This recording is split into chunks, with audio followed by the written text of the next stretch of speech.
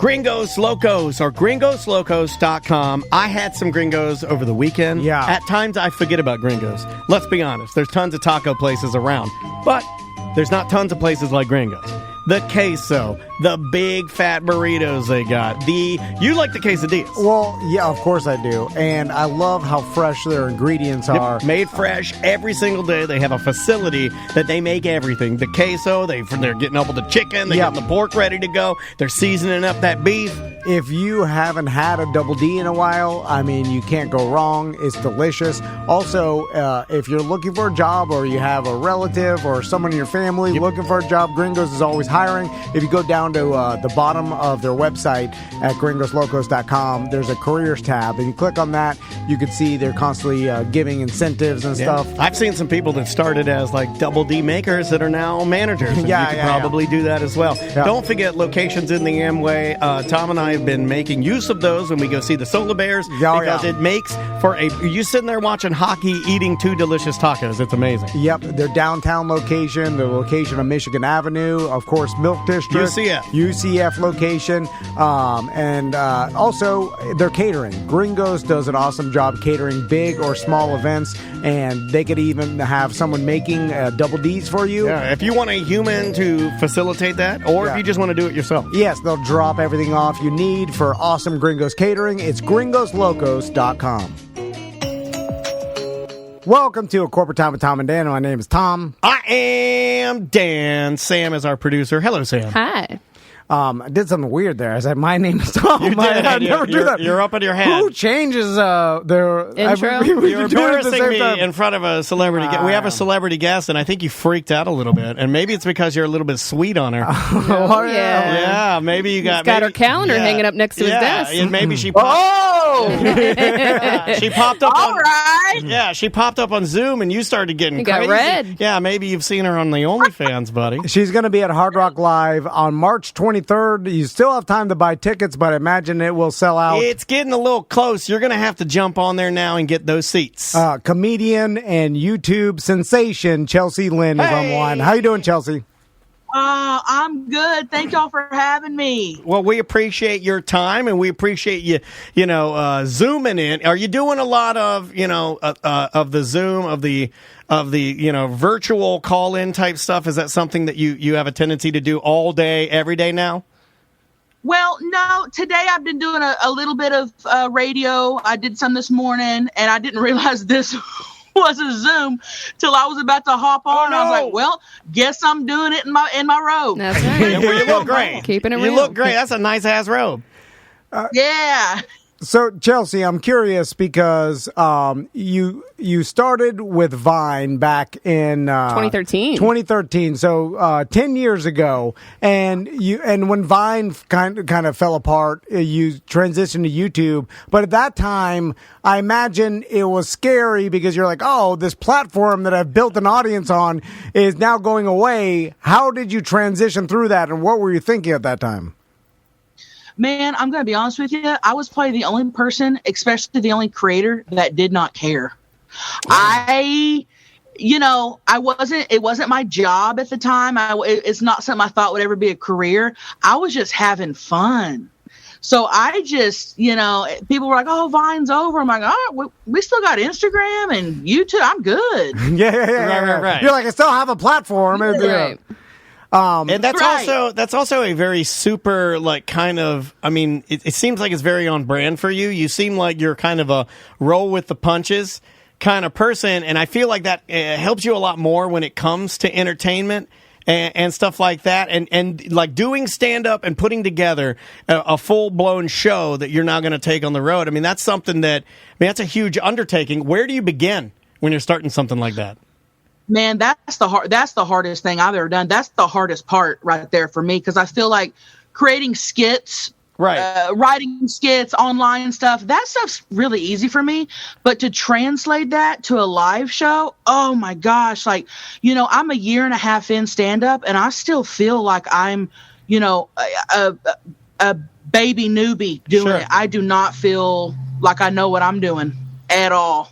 Well, that's also very honest. That's super honest and very disarming to say that, because I think a lot of established stand-ups, sometimes they get a little scared when they see you guys their coming. feelings get hurt. Their feelings do get hurt. When you guys say, and I'm sure you've gone through it, Chelsea, with the fact that other stand-ups will get mad or jealous. They're like, they're haters. They're being haters. You're selling out theaters, and you've been, and like, you should have gone up my traditional way and spent 10 years doing small, crappy clubs. I'm sure you hear that, right?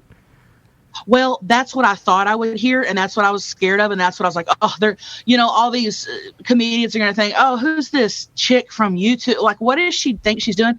Man, it has been the opposite. Wow. I have gotten nothing but love, support. I mean, Whitney Cummings let me open for her in Vegas. Wow. I have all these big comedians are like, hey, you want to jump on? Like, I'm just like, this is wild. I've gotten nothing but support. Awesome. I think, but you know why I think that is? Let's go back to it. I think it's because she's actually nice and humble. Yeah. But what she just said, she just said, I don't know. I've heard her on so many comedians' podcasts, and I'm like, well, she's not that character, right? We all should know that by now. But it's like, she's very humble. It's not like she's out there trying to be. Were you just on Trash Tuesday? What were you on? Yes.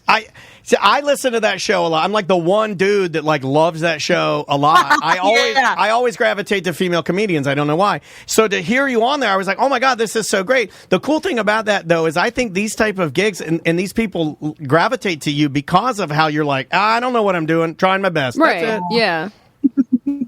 That's all. And it's the truth, man.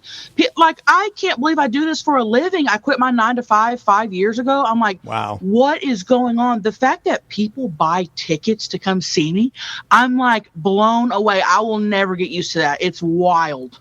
Well, Chelsea, I got to ask you about your YouTube following and when it dawned on you that this was something super valuable, because we kind of live in this world where we left like Clear Channel, 10 years ago when we started podcasting and started realizing like, wow, you have your own audience and you have a distribution with the internet. Sure. And so you can do it on your own. You can do this business through subscribers and marketing, and it's like, it's totally viable. And then I'm sure there was a time where you looked at your following on YouTube. I mean, right now you got 1.33 million subscribers. It was just gigantic media. I mean, but there's news station, like an entire local news station cluster doesn't have that. No. You know what I'm saying? It's gigantic. Anyway, when was the time where you were like, wow, this thing is valuable? Or did someone tell you that, or did you realize it yourself?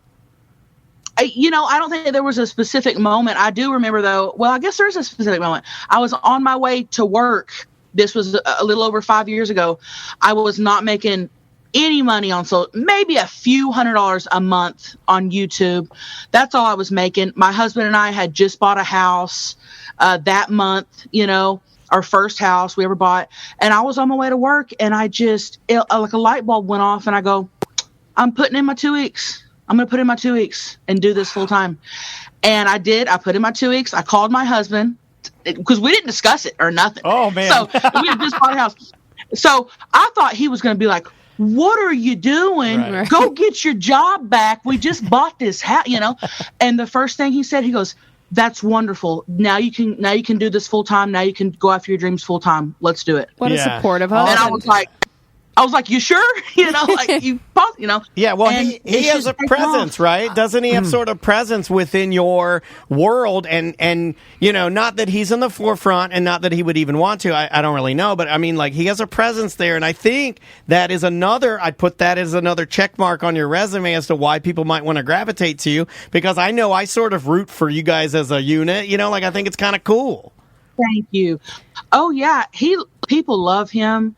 He loves it. He is not the type of guy I make him play in the videos. He's an engineer. He's a biomedical engineer. Well, there you go. So the fact that I make him like sit in front of a camera and eat for YouTube is hilarious. Yeah, you got to do a mukbang very early on. Sam was telling me with like somebody that I guess we've watched on YouTube and we're kind of concerned about. And I don't know how much of it is an act. Is Nikocado Avocado but that are you? Oh yeah, yeah. I remember that back very early on when we saw. You don't have any contact with a lot of those guys anymore, though, right? Because you're kind of like bigger. Well, him and I get together about once a year to do a couple mukbangs. He's actually very, very nice. Nice. And his stuff is, I mean, he's, he goes. He definitely plays for YouTube. Yeah. Yeah, he goes. But yeah, he goes hard. Very, very, very, very much so. Well, going back to you were talking about buying your first house or whatever. How the hell did you get a hold of Betty White's door? And have you put it in your house yet? Yeah. Huge Betty White fan, huge Golden Girls fan, huge. I love to collect stuff. I love to collect memorabilia and stuff. And, I've never had the money to buy something like this before, but I've always bought little things. And, I follow Julian's auctions on Instagram. And when I saw that there was going to be a Betty White auction, I was like, I'm spending money. I'm spending some money. Okay. Yeah. And the door, I don't know why. I just thought, she's lived in that house for over 50 years, probably over 60 years. They were selling the front door of the house. And I go, how cool would that be? Yeah. To have that door, we plan on building a house here in Nashville eventually. Nice. And I thought, how cool would it be to have that door and, use it as my office door or something. And so me and Greg, my husband, went up to LA and we were there with our little paddles and I was bidding and stuff and I won it. So yeah. That's amazing, man. That's a piece of memorabilia that somebody wouldn't even think of. Right. That's like the entrance to one of your idols' homes. That was the only thing I wanted. Yeah. That is what I wanted, man. And I can't believe I got it. You didn't have anybody fighting you for it, did you? Like you didn't have to outbid someone. There was one other person, I think, online. Because they had like online people and the That's people not fair. at the I know, right? auctions were kind of yelling it out. But they tore her house down a few weeks ago, and there's nothing left but that door. Crazy. That's crazy. I mean, I know it's rude to ask about how much we're talking about. You're good. You're good. I posted how much it was. I think with everything Hammer Price and they add on a bunch of stuff, it was $8,000. That's not that bad. You know what? To have Betty White's door and then have it in your house because you're going to have like that's a reasonable price for a legendary comedy now door. The whole house is gone. It's worth it for the story alone. For anybody that comes to your house, you're like, this Betty White's door. We're like, really? Yeah, I've always wanted something like that. That is absolutely I've got crazy. pictures of her standing in front of it. It's so cool to me. It's cool. Awesome. That is absolutely amazing. Chelsea, I want to ask you because as you're doing more and more media and you're going through, you're promoting events like I said, March 23rd, Hard Rock Live. Yes, sir. Do you? Because we've talked to comedians that get so tired of doing media because it's the same old stuff, and I'm wondering if you get a lot of like radio shows or any other like local news stuff, or if you're promoting a show where they want you to be in character. Yeah. Like, do they want you to be Trailer Park Tammy, and do they like try to ask you like, hey, kind of like and we hate it here. It's kind of like the give us the thing, do your bit, and I hate that. Nobody's ever asked. Nobody has ever asked. Really? That's surprising. It's weird. Yeah, it's weird. I was about to ask. I'm joking. What? I screamed. I was about to ask. Oh. No, he's not. Nobody's ever asked, but this morning I was thinking I should maybe just pop in and do a couple as Tammy. I've never done that, but yeah. I think it's ever cool asked. Because it's awkward. Because it's like Trailer Park Tammy lives in a certain space, and I feel like that's over here, man. And we kind of we talked about it, and we didn't know when we had the availability to talk to you. Obviously, we were super excited, but we didn't really know. We're like, are we going to get like the character? And then once we realized that it was like, no, we're getting you, we were all kind of relieved because it is a little bit different when you're having to also interact with somebody that's like not real. You're playing a character. Yeah, Right.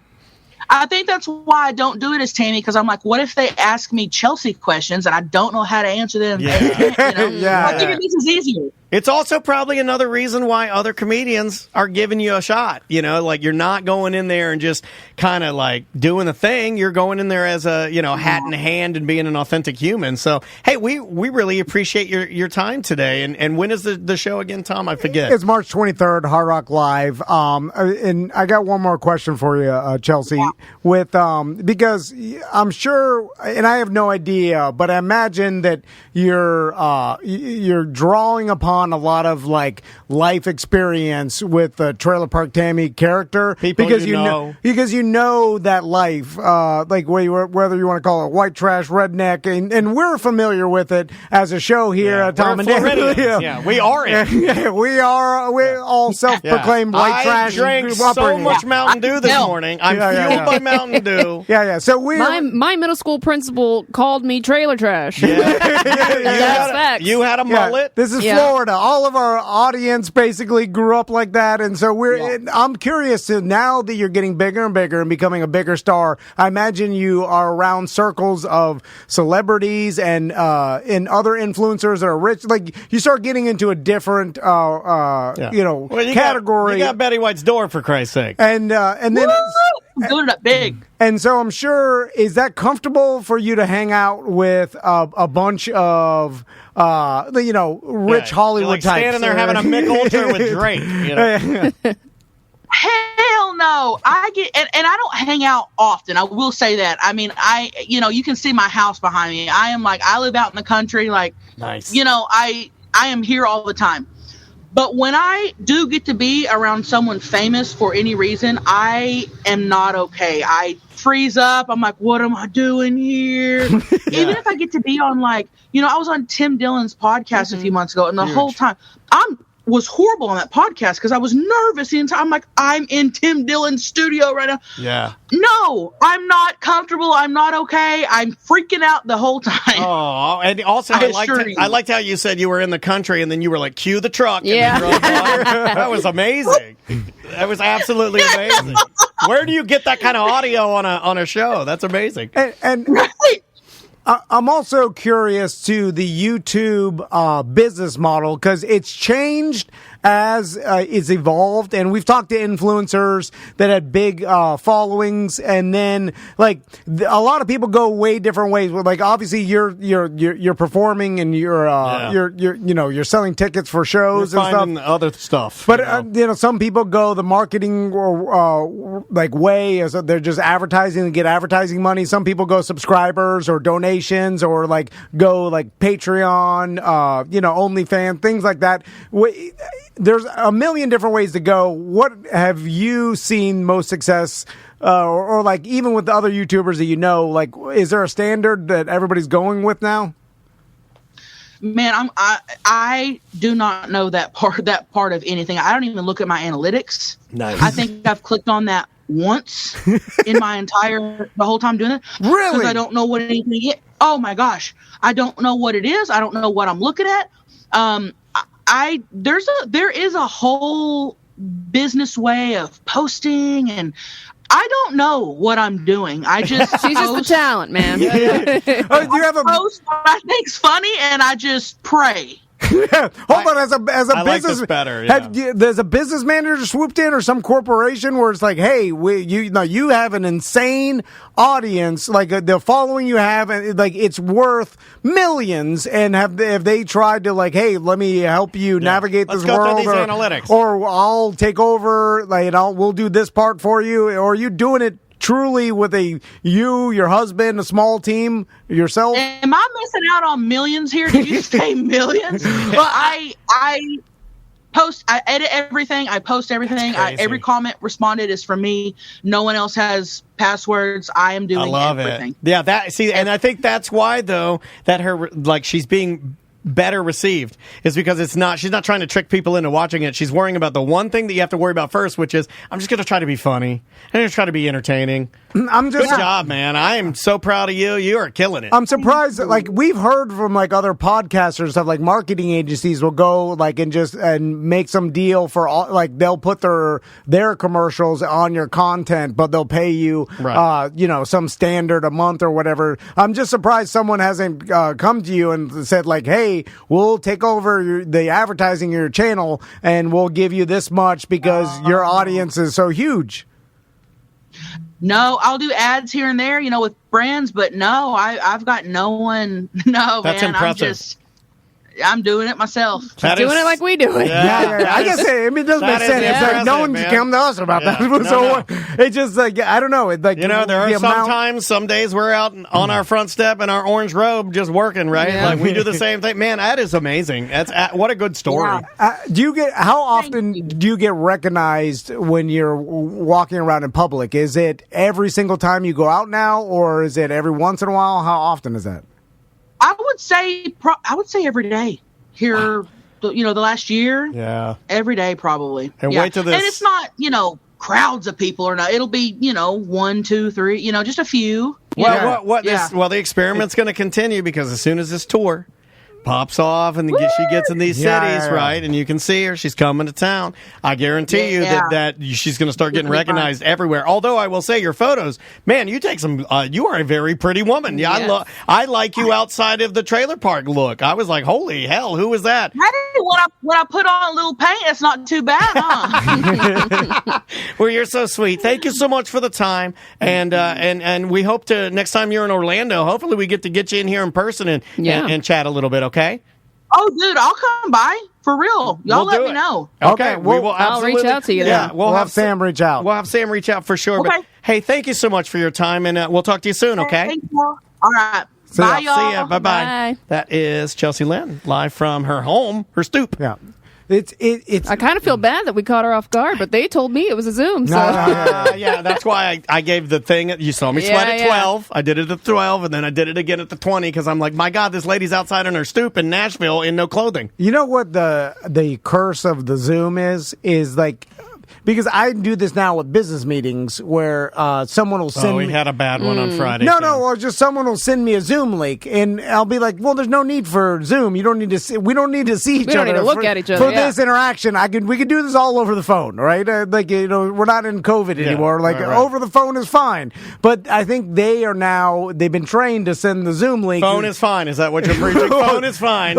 Zoom is... So, and I literally... Perfectly fine. There's no room for Zoom. Phone is fine. And then, so I literally had to do the meet, and I was in my truck, so I had to go trash everywhere. Oh, my God. Well, I had to Please excuse the Pediasure bottle. I had to do a Zoom audio only. That's how you know it's a grandpa. So I'm driving. I can't find the button to put the camera on. Hold on a second. Done this over the phone. Got it in landscape mode. So I feel like now, because everybody has been doing Zoom for so long, like that's the standard. And then both parties look at it and be like, we could do this over the phone. We don't need to do. And can then we not call I guess Zoom? They want it. Can we call it video chat? Like what it is? Zoom. What am I, a baby? Zoom is what a rocket ship. The noise a rocket ship makes. I don't know why I get so surprised that like someone hasn't tried to make money off of. Well, when you asked it the second time, as if to call her a liar. Well, because I'm just like, you're like, or maybe really? You mean to tell me that maybe she doesn't think it'll benefit it as much as her running it herself, That's us. That's what we said. Well, because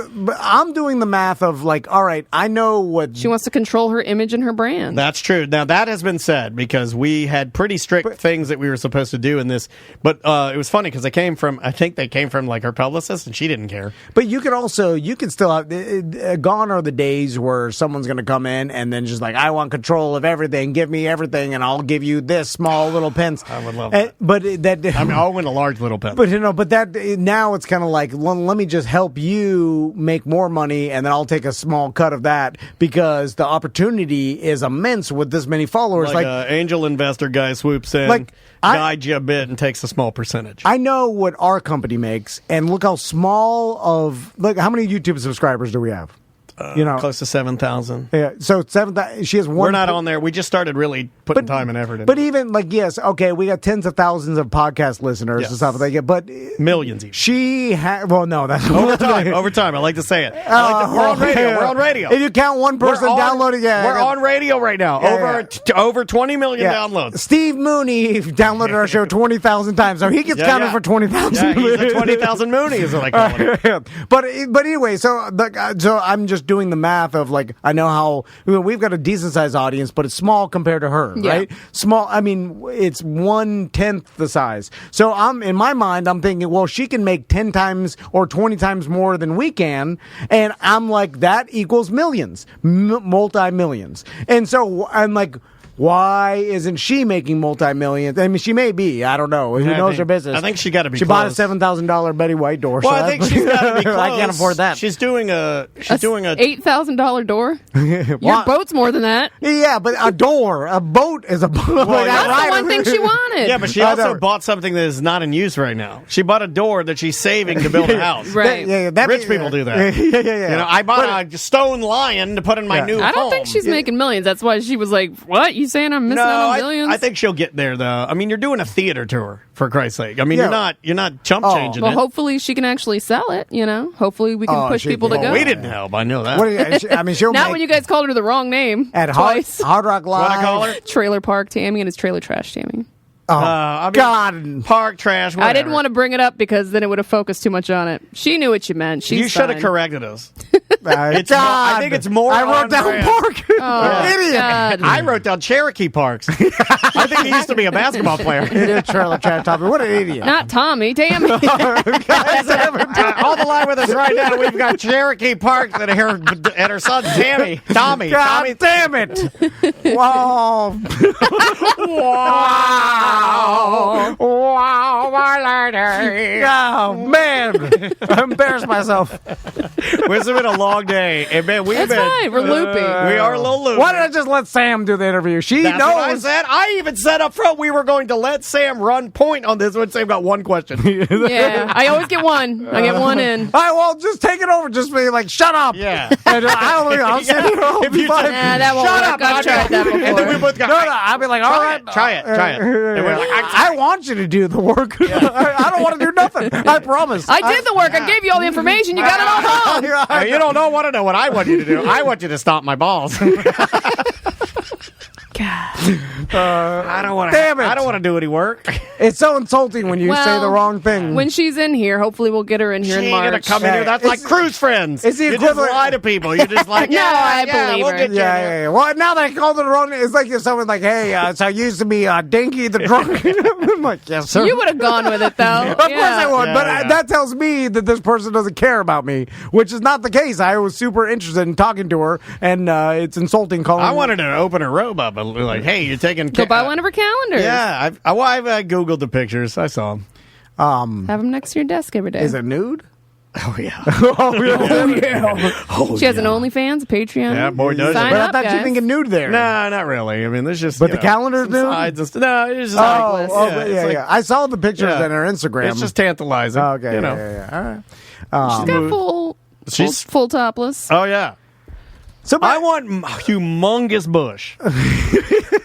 And why I say millions is like He's back on it Here again. we go. Mr. Beast is making Yeah, but Mr. Beast is an alien, and he just saved everyone in the world's sight. I don't know if you saw this, but Mr. Beast, he got Who else is making millions in YouTube? Joe Rogan.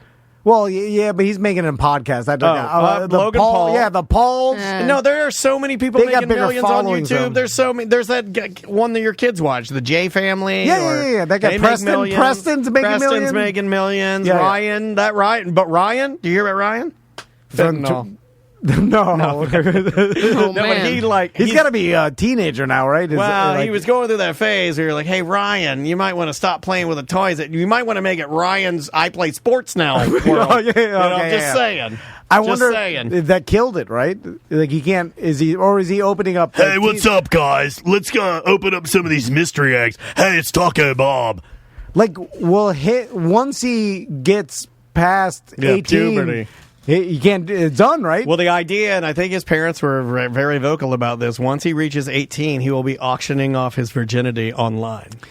See, remember when somebody did that? No. Yeah, this was like when the internet was just starting to I sizzle. remember this. Yeah, it is disgusting. No. It's not as disgusting as you think, Sam. It is disgusting, but it's not. What it was is it was a virgin boy and a virgin girl that were going to live stream them both for the first time, and you could like pay to see it. Okay. You know, That would be terrible. now that I say it, it sounds absolutely horrible. You're just like, I'm gonna wait. I'm gonna wait until I'm like, I don't want to put my credit card number in until you turn it. Oh man. I like the idea too. Of like your friends come over, like, what are you watching? I ordered a pay-per-view. What is it? It's these two 20-year-olds. They're virgins, and we're gonna watch them have sex for the first time. It's gonna be so awkward. I even got Gringos to cater. Did that happen? Yes, It's still happening. It's a thing. Sam, look it up. It's a thing? It is a thing. It was like, but I think that, okay, I could be wrong on this. My memory is so tortured. But here's what happened. I think that when they finally, all these people were like signing up for it, and then it was all a scam. Never was going to happen. Oh, okay. They never were really virgins. They just said it. Okay. They just said it. They didn't even, I don't even think they did any nudity or I think it was just all a scam. Yeah. They just did it to see what would happen. Yep. Yeah. I think so. And they got my $20. All right. We can keep going. You want to do it? Let's get the Okay, voicemails. Just do a couple voicemails. We got anybody else? No, that's it. We don't have any more comedians from Hard Rock that need an interview? Welcome back to Corporate Time. We are on location in Sanford. This is awesome. At Fair Villa's brand new Sanford location off Reinhardt Road. We're actually getting to see people purchase things. There's a This man. is exciting. I don't want to blow up somebody's spot, but there's a guy back there getting help, and the look of happiness on his face, knowing that he's actually getting the correct thing because he was getting a wrong thing. Again, I don't want to blow up his spot. He's directly behind me, but he was getting the wrong thing, and then the nice lady behind me said, "No, you need this." And boy, oh boy, he's a happy boy. He's a happy guy. So Deborah's here from Fair Villa Megastore. How you doing, Deborah? I am here. I'm great. So You've been here like a lot. I have been here a whole lot. Some would say that you are now infused into the location in some way. I am. In mind, body, and spirit. I think we've all bled here. Yeah, it's gorgeous though. Like I gotta Yeah. say, I hadn't been here, and you kept saying it's a small store. You know, it's our new small store in San.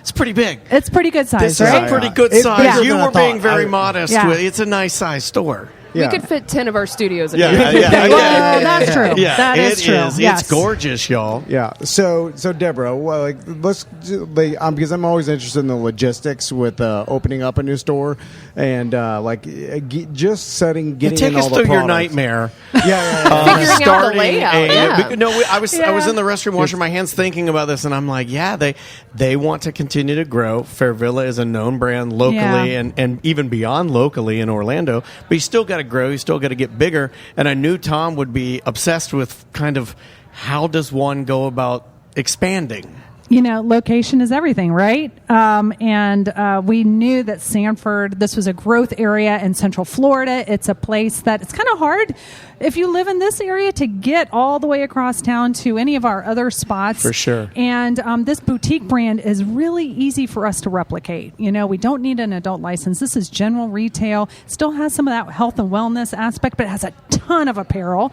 ton of gifts and games. And so this location just really spoke to us. That's honestly the first and foremost. You got to be in the right spot. You know the panty store that everybody knows? It's like What is it? You know the big one in the mall that everybody knows. Yeah. This looks like hey, we just popped up a much larger, nicer, independent version in the middle of like with a lot of Sanford. festival but wear with the thrown fun in, stuff, right? with the spicy stuff. Yeah, a little more spicy. Yeah. So you brought it up that I do see that there is a lot of apparel here. I would say, what is it, 80% apparel? Pretty close, 75 maybe. 75, okay. And I like that you were wrong on that. Oh, it's a 5%. It's pretty good. Not bad. 72.5. That's not bad. 79%. You Yes. idiot.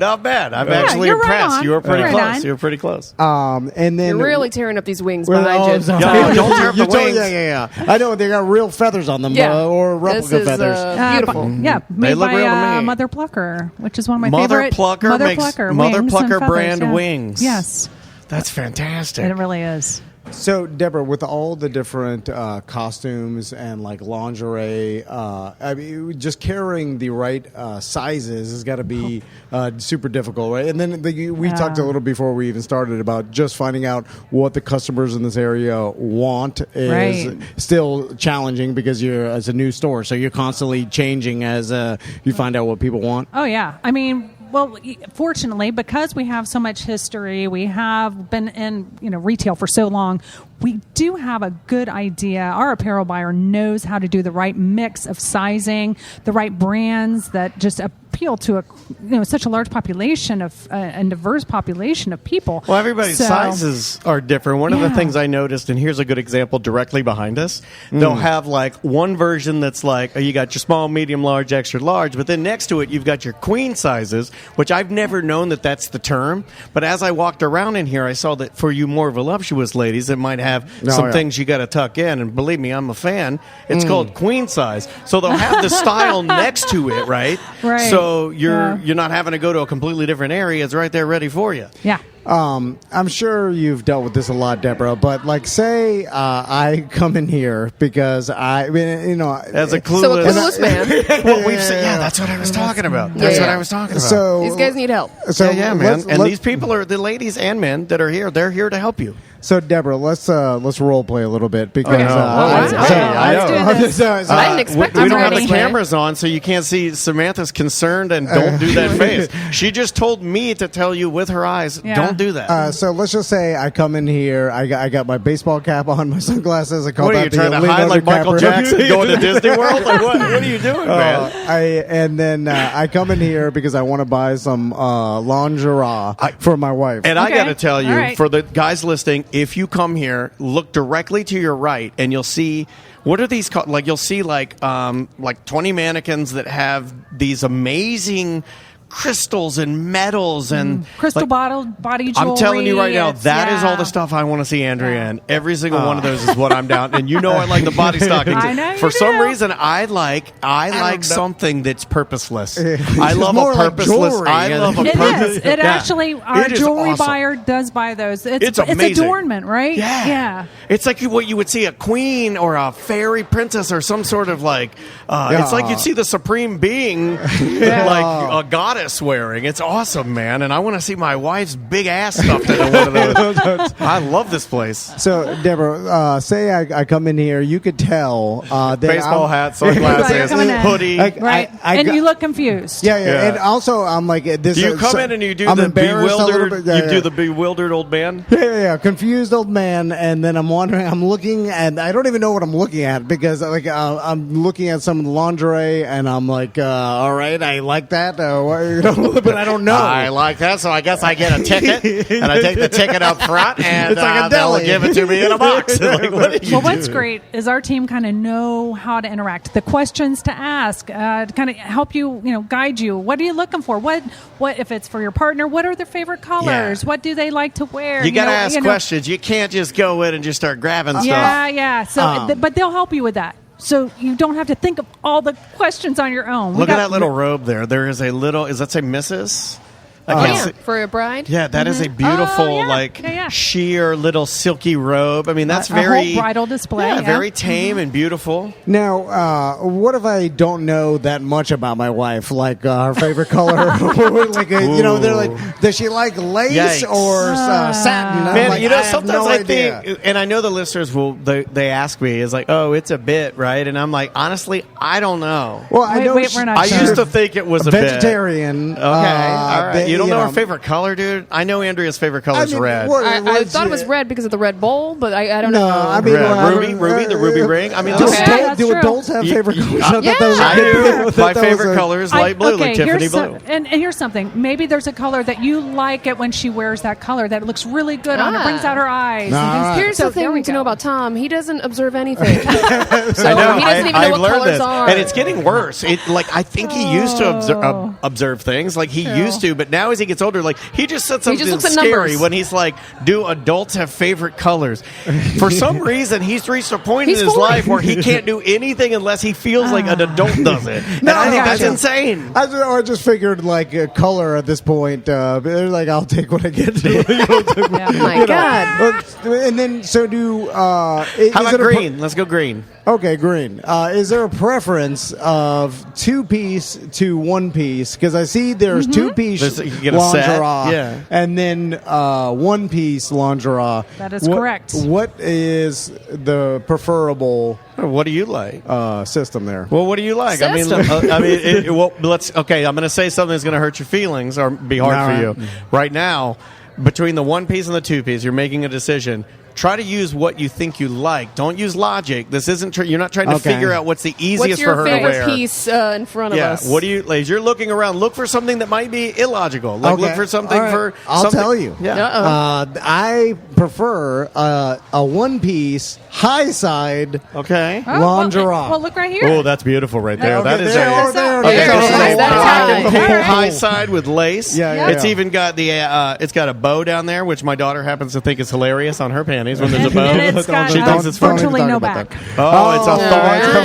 It's a thogger back. All right. So the whole posterior will be exposed. And I will tell you that sometimes those one pieces that even they're very, they're high sides or whatever, they still have a little bit of material across the front, across the tummy. And for some women, and you can cinch it. Yeah, it makes you feel a little, I know more about this than I should. Sexier. I feel like. But like right here, it's forgiving in this area. So if maybe, well, I know ladies sometimes they feel maybe a little less confident, about their midsection areas. They still look very nice. Yeah. I know about that. There's sarongs and all types of things. Cover. You want to make sure that you're modest and covered and feeling confident. So, That's Deborah, right. let's. Why do you have your hand on your hip? He has his hand on his hip, and he has his leg extended as if we're like he just bought land from me. Deborah, can we make our way over to the gift section? Yes, we can. Because that's what I know more about. Okay, let's do it. I'm about to make my way over to that asparagus on that table. Now, Deborah, let's talk about what's going on today because there's lots of people in the store. You have this place is bumping. Chamber hors d'oeuvres. people. Yeah. Well, this is our ribbon cutting with the chamber here and Seminole County Chamber of Commerce. So we're hosting them here today from 11 to noon. And then it kicks off our grand opening celebration, which is Friday, Saturday, Sunday. And so we're going to have all kinds of specials, some discounts. We're going to have little snacks and treats. You can register to win a signed edition, special edition of 50 Shades of Grey. E.L. James does not sign a lot of books, by the way, so it's a collectible. That's really cool. And some toys and all kinds of things. So it's a wonderful time to come and see this store. I'm digging this vibe. I see now, look. Tom stopped at the weed section. Well, it's just the first section, They Sam. combined two of my favorite things. They have a little weed two-piece panty set. You got some edible pasties. And again, they have the sizes for, hey, if you're a little girl, they got you. And if you're a queen size, but I'm telling you right now, that queen size one has got my vote. Yeah. Ooh, I like the hot dog bong. I was looking at that. It's not something you see every day, No, right? it's not. And that's the type of gift that if you're going to a white elephant, I'm telling you right now, I've done it a million times. You drop by, if you'd have smashed that, I'd laugh. breaking stuff already. But you drop by Fair Villa, and now you can go to Sanford. You pick Yes. up a couple of these things. You're going to a party. If you're going to a party, you want to bring a gift just to make people laugh, swing by and grab one of their games if you're going to a house party. Yeah. And then just bring it in because I guarantee it's going to be a game that, it ain't like going to Target and picking out Bobble. We got Sip and Tip, which is kind of like a wonky twister game for drinking. We got all kinds of fun stuff that you probably haven't seen before. And we've really done a great job, I think our buyers have, of trying to secure some of our favorites, but also some new things that you may not see at the mega store. You need to get your wife that wine glass that says, "How was your day?" wine glass, and it's at the top. At the bottom it says "Good day." Middle is bad day. At the very top, it just says "Don't ask." That's fantastic. Imagine if I brought a twister over, you and Andrew invited me over. I would love it. Oh, like sexy twister? I would love it. I would love it. Then your wife starts taking her pants off, and then we just ate. Where did we go? We went to Hot Dog Heaven. We had double Tonys. We went to Hot Dog Heaven. We had double Conies, and then you guys come back and you break out the naked twister. Your wife's just in her panties. And then I'm like, hold on, let me get in my boxers. You're in your boxers. It's just a fun Big time. balloony We're not boxers. nude. We're not having sex, but occasionally my face Just is some in boxer twister. Yeah, and then my face is in your wife's breasts for a long time, and it's hot. It's sweaty. It said right hand purple. And then we all fall in a heap of people. Oh man, and then I'm farting because those Codys are getting at me. So let's move on. We're moving. Oh, I made those. Look, I love dice. These are crazy. These are decision dice. For your 21st 21st birthday. Yeah, so you roll it, and it says, let's see here. Chug your choice. Chug your choice with Take a friend. shot. Oh, that's cute. or in a bar. It'll tell you like where. Oh, look at the toilet shot glass set. Oh, you need this booty inspector badge. Oh, you know what? I'm not leaving it until we buy 3 of those. And we're all wearing those. I might actually buy those. Can you get all 3 of those? You just sold out a booty. You just sold out a booty badges. Do you have a leather carrier? Oh my God! Look at this. It is a Helping Hands party top. We're getting that for Sam. That is a I'll wear bikini that top. to the beach party. Yeah. You will not wear that to the beach. If you wore that to the beach party, I would collapse and die. Shouldn't have yelled that. Oh, look, a crocheted booby koozie. This, the Sanford, I'm telling you right now, Megastore, you better watch out because Sanford's got the gifts. You make your kids egg breakfast. Is this all the Megastore too, or do I have to come here? You need to get the Willie. Everything you see here is in the Megastore. And that's kind of like the nuance. Okay. Although we are going to add a few more new items there. I'll buy that for your sons. My sons they wouldn't even know. They would laugh and laugh at this. It is a hoop that you put in your fry pan, and you break your eggs in there, so then when they're done frying, it comes out looking like a pecker. And that's America. That is America. That's pretty awesome. Yeah. Oh, we put these seasonings. Okay, they do sell the gentleman's rubs. We have those in the Air T&D. And one of them, somebody is going ham on it because it's like way low. I don't think you're supposed to eat it. You're supposed to shake it on the steak. Panties, but I've never seen gummy panties. Oh, you should see mine. Oh, yeah. It's like a fruit roll-up. Okay, I'm into that.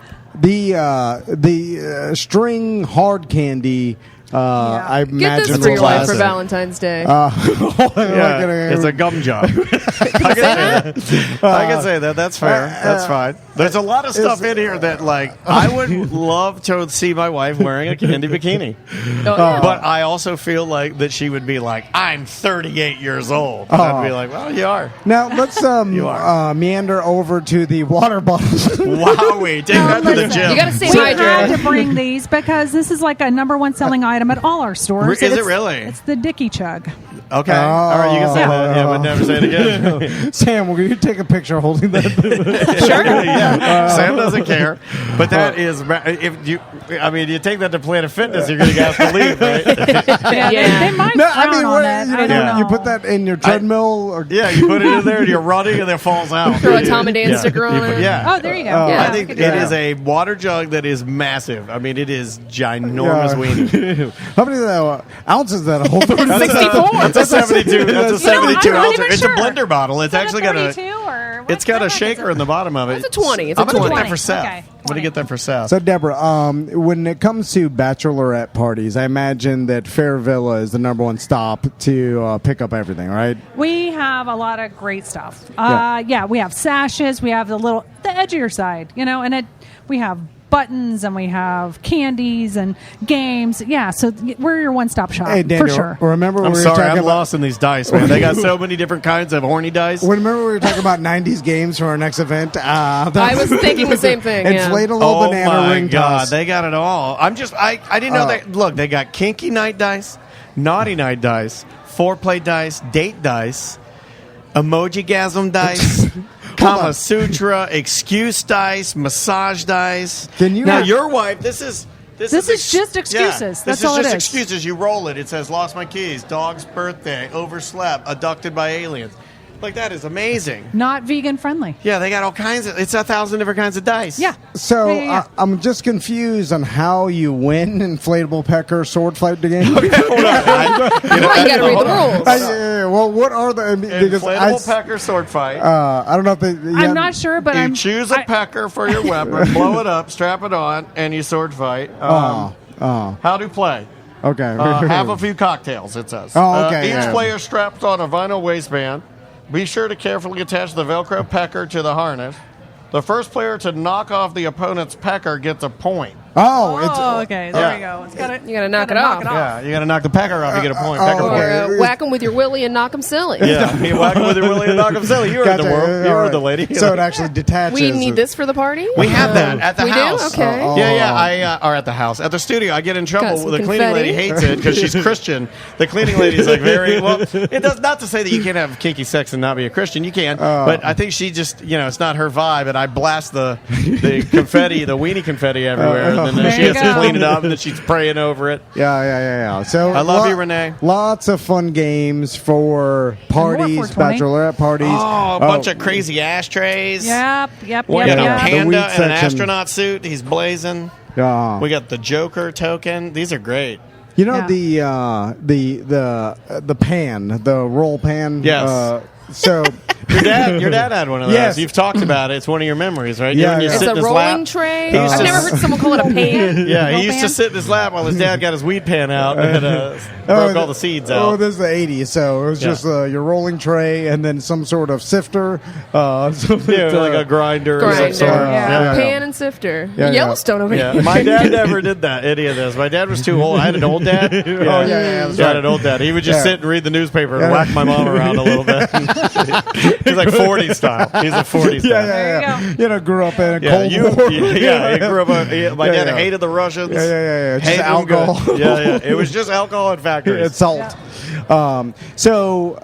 Lots of different. How many different weed related? I think it's uncountable, dude. I think it is too. It's just been hundreds. That's been an area that has been so popular. We had to expand it.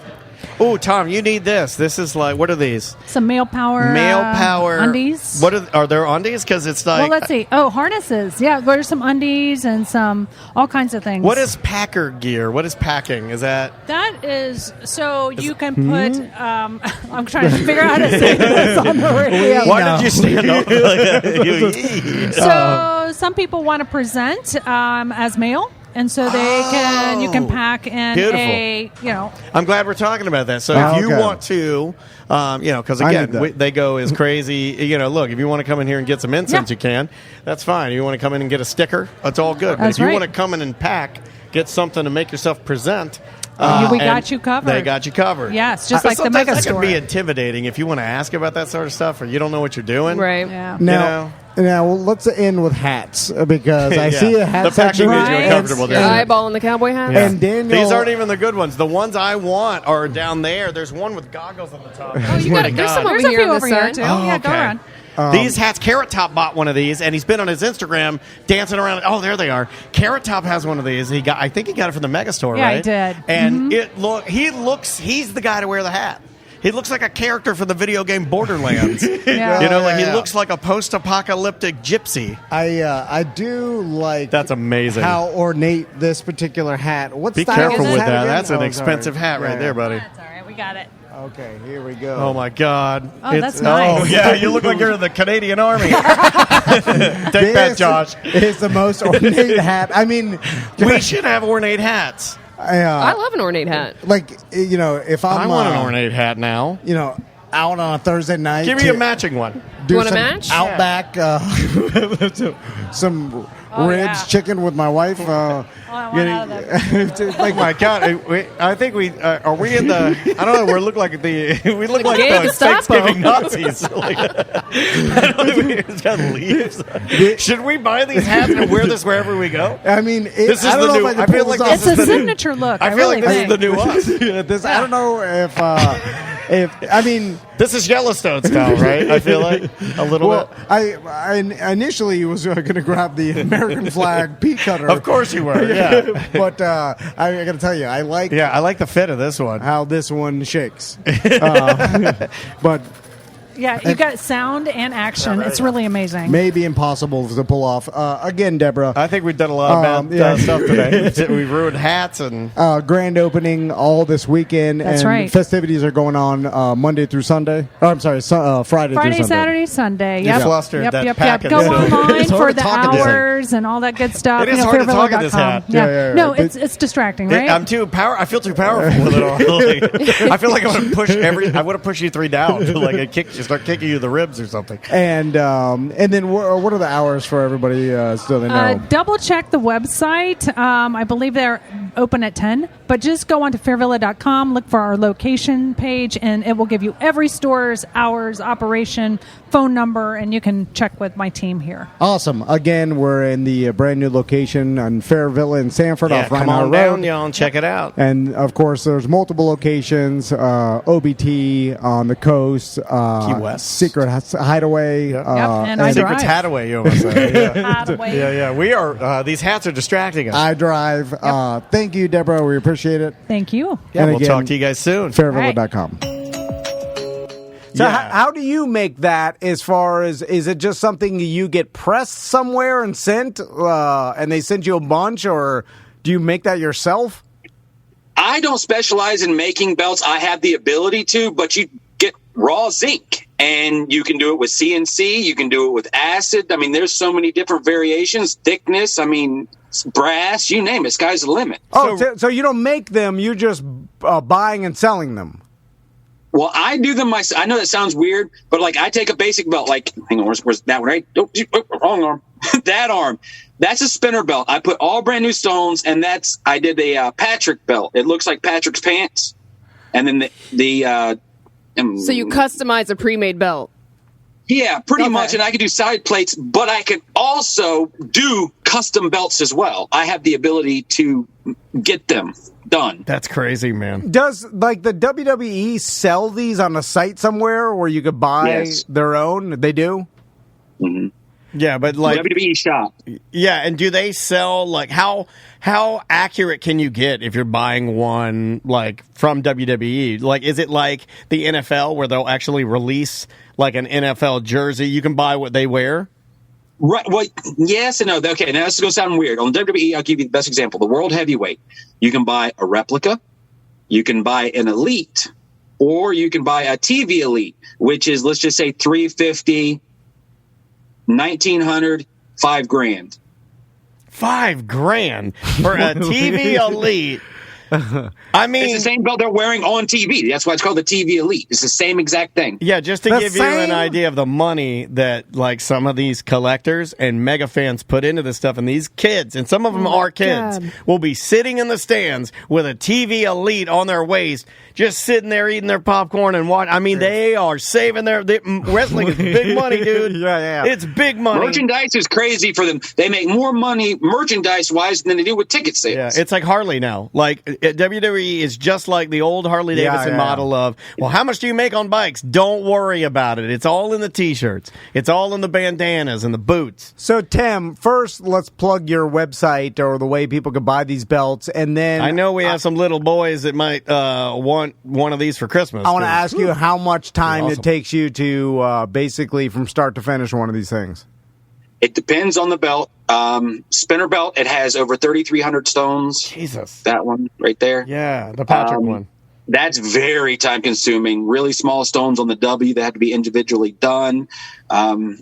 Usually it takes 1.5 days just to drill it, and then another 2 days to 3 days to stone it. But I've worked really hard. Yeah, you know how to And do it now now. all I do is I do the manual labor, and my beautiful wife does the stones. So Yeah. I got out of the stones. Yeah, look at you, family business, man. That's dope. Well, she still works a 9 to 5, then comes home. She's super mom. So not only does she does her 9 to 5, she also comes home and says, all right, well, I'll spend 4 hours in the office. Can't go wrong. Nuts. Well, I guess you could, like, it's probably relaxing. I'm sure there's No, like, it's six Yeah, kids, we put our isn't it? headphones in and just watch our TV shows and do our thing. yeah. What, besides from the rapper who wanted the $1 million belt, what's your normal customer who orders these things? I mean, I've had regular wrestlers. I did a belt for Moose from Impact Wrestling, brought the TNA back, which is that one. We did one for him, Willie Mack. We did one for him. It just depends, but I mean, you got okay. Here we go.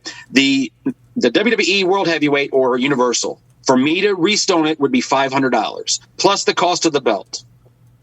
Gotcha. Okay. So we need to get a belt, and then we need to make a Tom and Dan. That's super reasonable. Like, I can do that. That's easy peasy. Like I said, I did it for John Reap. I can do it for you guys like that. Yeah. We need to get a. What are we going to make it?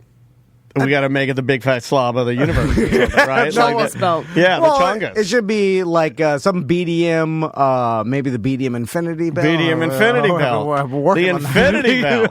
Wow, I like that. Yeah, but like everybody that opts in gets a personalized King belt. of Kratom belt. No, that's a whole different $1 million side business. Kratom. You only thought of that because he's coming I into know, the. I know.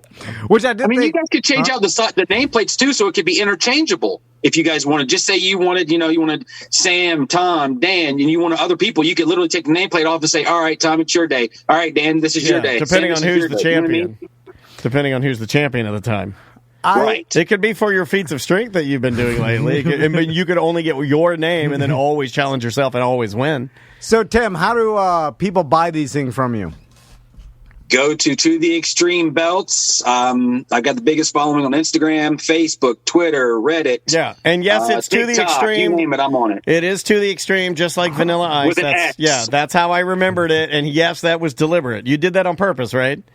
Yes, sir. I named it after Vanilla Ice To the Extreme album. Yeah, I love it. I love that you did that. I love that it's such a weird. This is the epitome of a weird job, man. Well, Tim, thanks for talking to us today. We appreciate Absolutely. it, and thanks for listening all these years. We appreciate that too. Yeah, man. It's been You nice. guys got a loyal listener here and watcher now. Well, we appreciate that, man. And hey, I'm going to be in contact. We are going to purchase a belt. Awesome. Okay. Awesome. Can't wait. All right. Cheers, man. Give some love to the family for us. Okay. Absolutely. See you, See you man. guys. Be good. That is Tim live from his belt room. cave of belts. Yeah. It's that one in the amazing. back was probably like $10,000. The one that spins with all the things. I went on the official WWE website, Yeah. and they are like average around 400, and then up. Damn, that is so much money, man. It's a lot of money. And it does. And again, I know you hate this, but I'm just going to point it No, out. it's fine. These people are buying these things, and they do nothing. They don't even hold up your pants. Yeah, Well, it's just decor. It is literally an accessory. Like my dad, if I spent $2,000 on a belt and I came home and showed my dad, and he's a wrestling fan, he would use that belt to beat me dead. He'd be so mad that I did that. But I'm glad it gives people happiness. And there is something about memorabilia. it. There is something about it that I love because it bothers me, because it does nothing. There's a part of me that appreciates the guy that's sitting there wearing a $2,000 belt and cheering on wrestling, knowing that thing is literally nothing. It's meaningless. Well, there is something to be said about, like, I guess, ordering a trophy or an achievement that you didn't actually. Well, but it's entertainment. The wrestling thing, it's to art, support. right? Yeah, it is art. You're It's right. also to support, but it is weird that. Okay, let's analyze this a bit because I am not anti this. And if you own a wrestling belt right now, I know guys. I'm in a wrestling group. I know guys that collect them. I know guys that have like 8, 9 different belts hanging in their room. I have one in my studio. That's pretty cool. But it is like art. It's a piece of art that you can hang and display like any other piece of art or memorabilia. Football guys don't do that. The equivalent would be the jersey, right? But you Signed don't Signed jersey, football. Yeah, signed all that Yeah, stuff. but you don't sit in the. My point is you don't sit at like Lambeau holding a novelty, Super Bowl trophy, the Lombardi. You don't sit. Some of those guys do. Do Like, they? Yeah, the guys they show on TV, they dress up. The and they NFL do the whole doesn't thing, show their weirdos enough. Why? Because they think it'll make them look bad, right? Well, Dolphin Danny doesn't get any press anymore. no, they don't. They do show. Do they? They show all those The guys. Browns guys with the Yeah, dog yeah. nose. On every broadcast, they show them. Big fat dog nose? because they want that. I like those guys. They to believe they want that extreme fan. Yeah. and because if they don't, There's nothing debut the sadder than extreme- those guys doing normal everyday tasks. Like the guy with the Browns dog nose and his face is painted brown. He's and he's slobbering and he's big and fat. That guy getting his mail dressed like that. Sad seeing him It do that. becomes their thing. I'm jealous of that. Like I'm Why don't you try it? Why don't you fake can't do it. I can't do it. Then I'm faking it. This is real passion. Yeah, but Fake it till you make it. Yeah, fake it till you make no, it. you can't fake passion. You can't. I feel like you can't. You can, but what? Why? The reason people do this is because they're passionate about it, not because it makes any sense logically, right? It's like manifesting it, right? So you if you're having a bad day, you got to tell yourself that you're going to have a good day. Can you manifest passion? I don't know. towards Try it something? out, buddy. My God, it's better than you being miserable all the thinking goddamn about time. I know! I think you can, but I think you got to find the thing Put you're it on your passionate vision about. board. Like lately, I've been getting all into this scooter thing, and I'm driving Andrea crazy because I found my passion again for my scooter. I've been watching every video on how to run these cables. I've been watching every video on how to install this thing. I'm constantly watching this stuff to the point where Andrea's like, "Shut up about the damn scooter." Yeah, but you're passionate about it. I am. I'm into it, man. Yeah. Like, it's really, really cool. And then I got guys that are emailing me, telling me I did the wrong thing, telling me I should have never yanked the two-stroke out of there, that I turned my scooter into a soulless piece of electric garbage. The fact that I Googled, can you manifest passion, and the website was tut.com for King Tut over here. Oh, my God. What the hell? Isn't that weird? Why is it... you seem... What does it say? Can you do it? Yeah, I guess. It says enthusiasm leads the way. There you go. When we are engaged. I don't got that either. You got to be enthusiastic. What else do you need? Okay, let's see. Engaging your passion lights up your joy. You got to light up your joy. No. Well, now you got off of can you manifest the passion? She said yes. No. We're already moved on. No, but now it's just saying, like, yeah, you need 5 best kept secrets to manifesting your passion. Okay, step 1. What do we do? Yeah, but now observe your body. Okay. Notice when you are animated and get curious about what triggered it. He is. Beneath that is a passion. Yeah, he's curious about. So gambling. No, I think you're more animated today. I think you're in a better mood today than you have been all week. Yeah. What happened? Crystal Did you get laid or something? No, hell no. What happened? You're in a better mood today. Monday and Tuesday, you're a little grumpy. Yeah, I don't know. What happened? Why are you grumpy? I don't know. Did you drink last night? I don't know. No, I didn't. I've been sober. That's a problem. Was it that? Yeah, that's what I thought. That's what I told myself last night. Yeah, you got to start hammering beers. But then I was like, don't be weak. That's what I told him. And then I just went to sleep mad. I stood there with my eyes closed, just thinking in my head. What time are you going to bed? You go to bed mad? Oh, yeah, mad. And then I just think the whole time, and then it's 2 in the morning. What's step 2? Let's see. Let's go back to this. Step 2, engaging your passion lights up your joy. It was notice your body was the first one.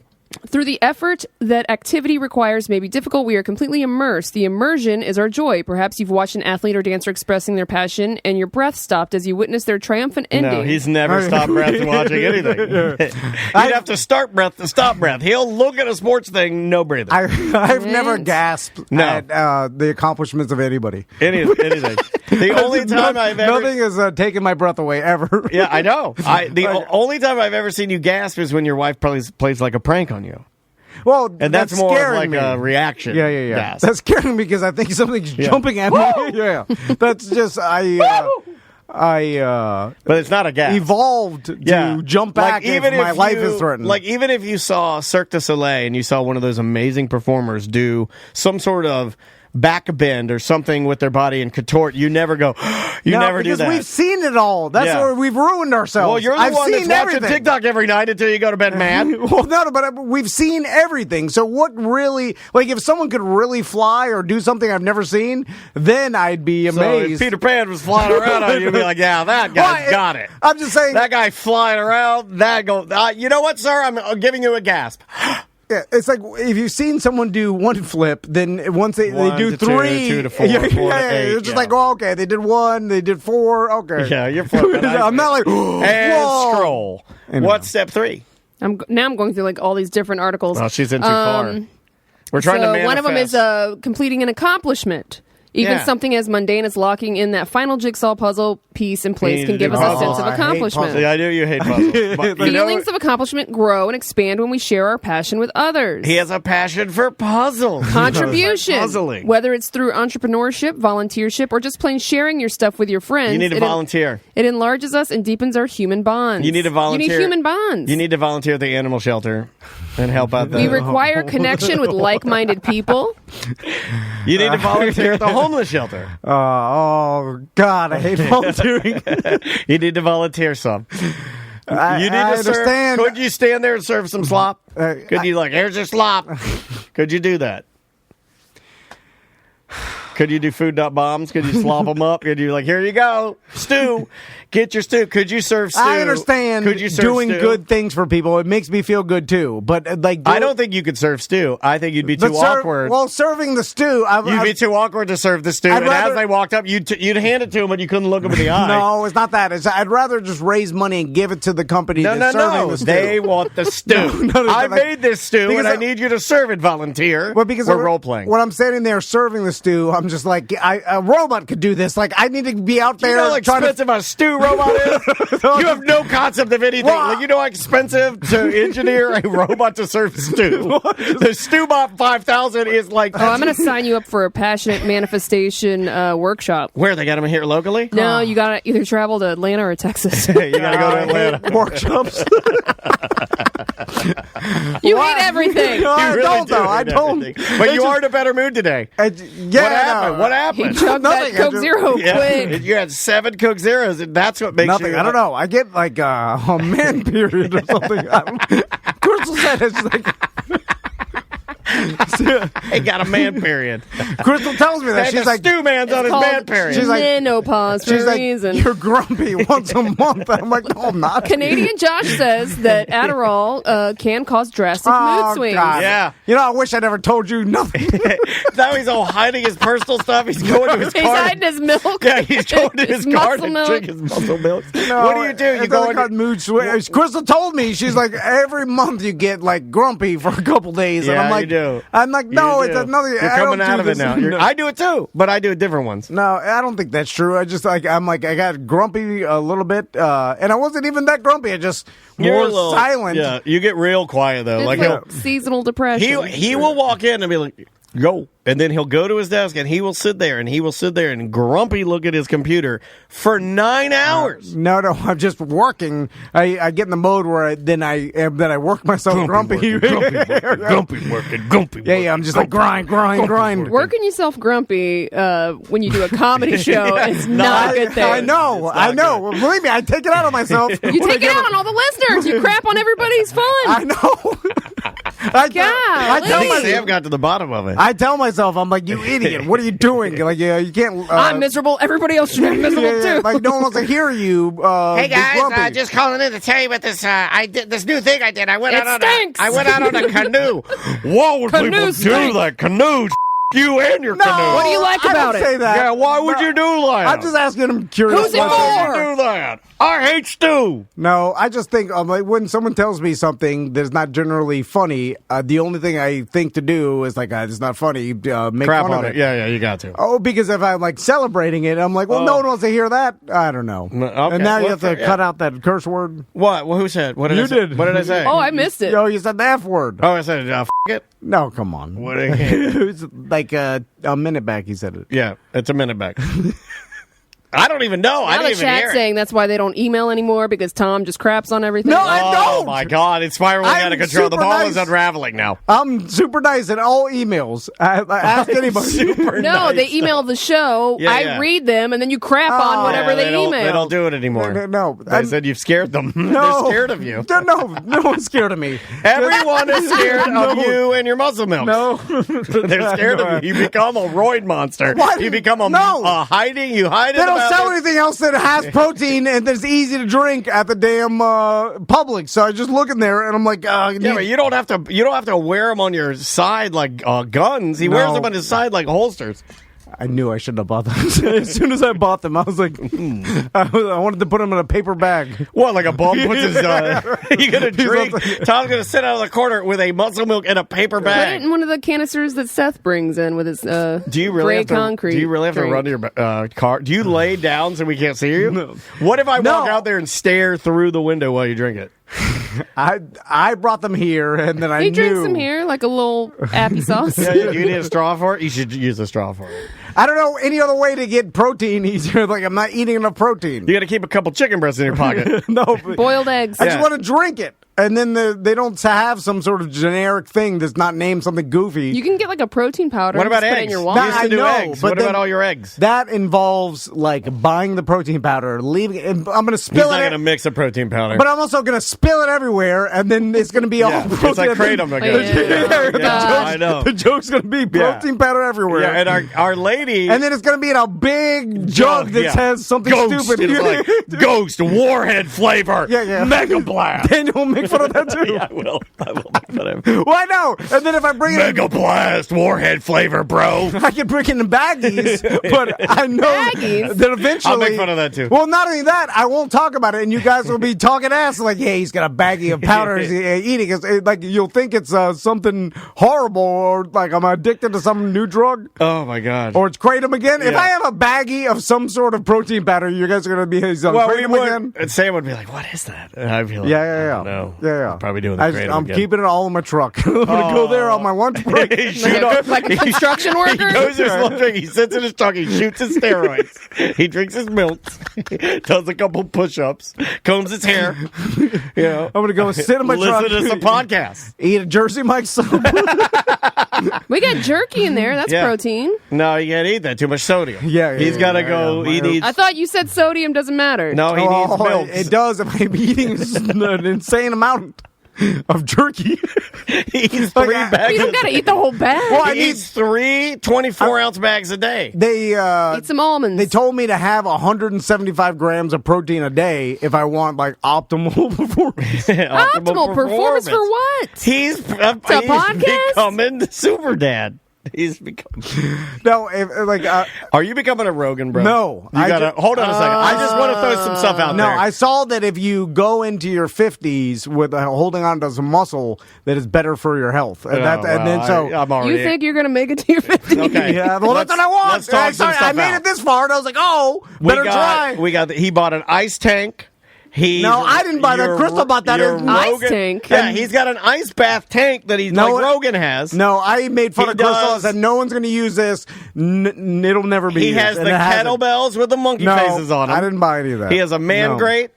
A row machine? No. He has a rowing machine. I didn't buy that. Crystal you podcast. You do a podcast. That's what Rogan does a podcast. No. Well, you're describing something that everybody does. I don't know. When he shaves his head, then we got to be worried. Oh, are you going to shave your head? No. You're going to use the lawnmower from Manscaped to shave your head? Yeah, the tea blew his hair out. That's how you'll know. That. I don't know. I'm not on tea. I'll tell you. I can't keep secrets. Obviously, I want to be on tea. If I was on tea, I'd have to be shooting myself in the thighs. Well, that honestly, in the bathroom, and you find my needles. No, that would be so serious that we wouldn't talk about that because we'd be like, "Oh my god, this is serious. He has a serious problem." No, everody does it. The tea? I need the tea. Yeah. I need it. I'm becoming a woman. Let's get. I am becoming I'm becoming a little old church woman. I like the PB dogs. I'm right That's around. That's what happens. Yeah, I'm riding around on my scooter. People are going to think I'm Commissioner Patty Sheehan. They are. They're going to be, who is that? It's Patty Sheehan. I'm like, no, it's me, Daniel. All right, bye-bye. It is a corporate time with Tom and Dan. I'm Dan. I'm Tom. Samantha, our producer, is here. Hello, Sam. Hello. All right, let's get into it. Let's karate chop some business. So first off, the Orlando Science Center has their Spark STEM Fest February 17th through the 20th, and they've got Science Night Live, the adult night. That's February 18th. You can get your tickets. They're $19. Yeah, I'm a member. Can I go for free since I'm a member? Can I go to the Spark Fest? Can I pop in there? You can for the weekend. Okay. The adult night is a separate ticket. Because they got drinks and it's Hard Rock's going to be out there with some snicky snacks and some adult beverages. Then we got the Sanford Porch Fest February 25th.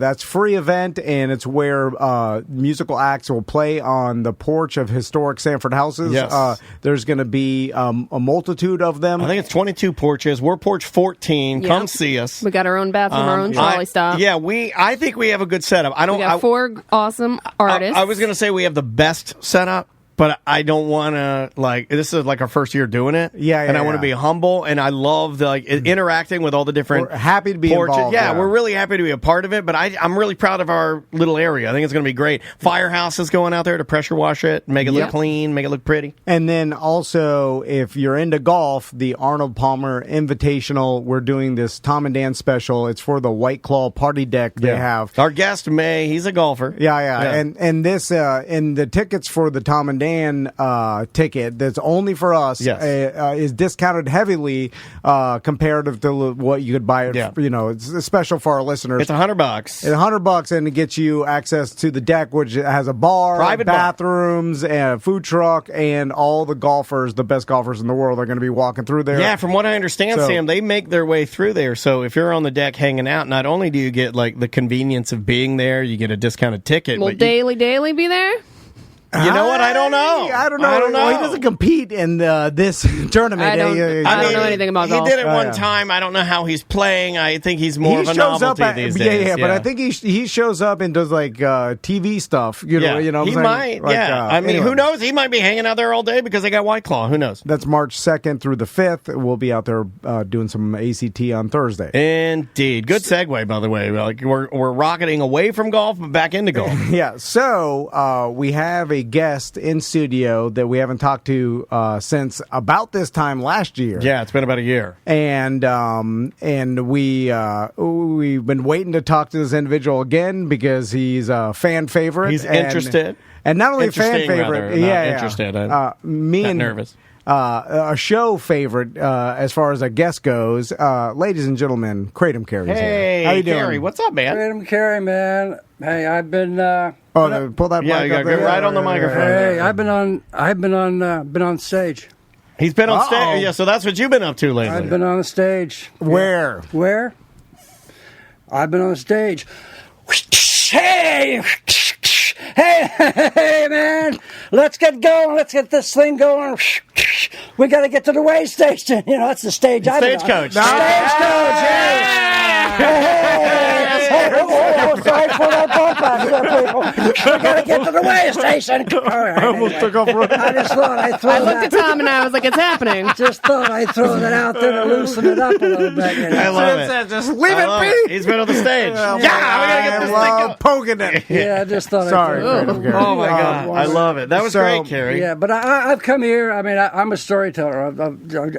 And I've brought a few stories through the past that I think some of your audience would like. Okay. Some different ones. You brought us some photos in a small manila envelope with a bunch of doodles on it. Yeah. And you brought it in, and it was the envelope folded. out, I gotta say. Yeah, when you pulled the envelope out, I thought you were going to release the ricin spores into the air, and then we were all going to die a horrible terroristic death. I always had the plan of jumping through the You said you were going to save me. You can't jump through the spores. Once the spores have mounted themselves in here. I've thought to myself multiple times, can I make it clean through that window? Can't. I don't think I'm strong enough, right? I'd bounce off. You would. Or get caught halfway. You get caught in there. You get caught in the blind. Oh, you'd be caught in there, and the last thing you'd see, you'd be holding on to one of your muscle belly. milks. You'd be holding one of his muscle milks and die. But the funny thing is, you've been talking about golf. Yes. So here's a segue into some golf. I love it. Carrie's like, shut up, Tom. It's his time to shine. Tell some stories. So 20 years ago, I was a professional golfer, by the way. In '76, but I mean, I play golf. People ask me to play on their team so we can, scrambles. And a friend of mine said, "You want to play in a golf tournament?" I said, "Sure." He says, "You want to?" Rachel's is having a problem. They closed down for a while, and they're going to have a tournament to where they have every third hole. They're going to have some women on every third hole without any clothes on. Yeah, buddy. All right. Yeah, we're talking. Did you have to clear this? Yeah, with I like how you're wringing your hands. You're telling the story. You're wringing your hands like a diabolical genius.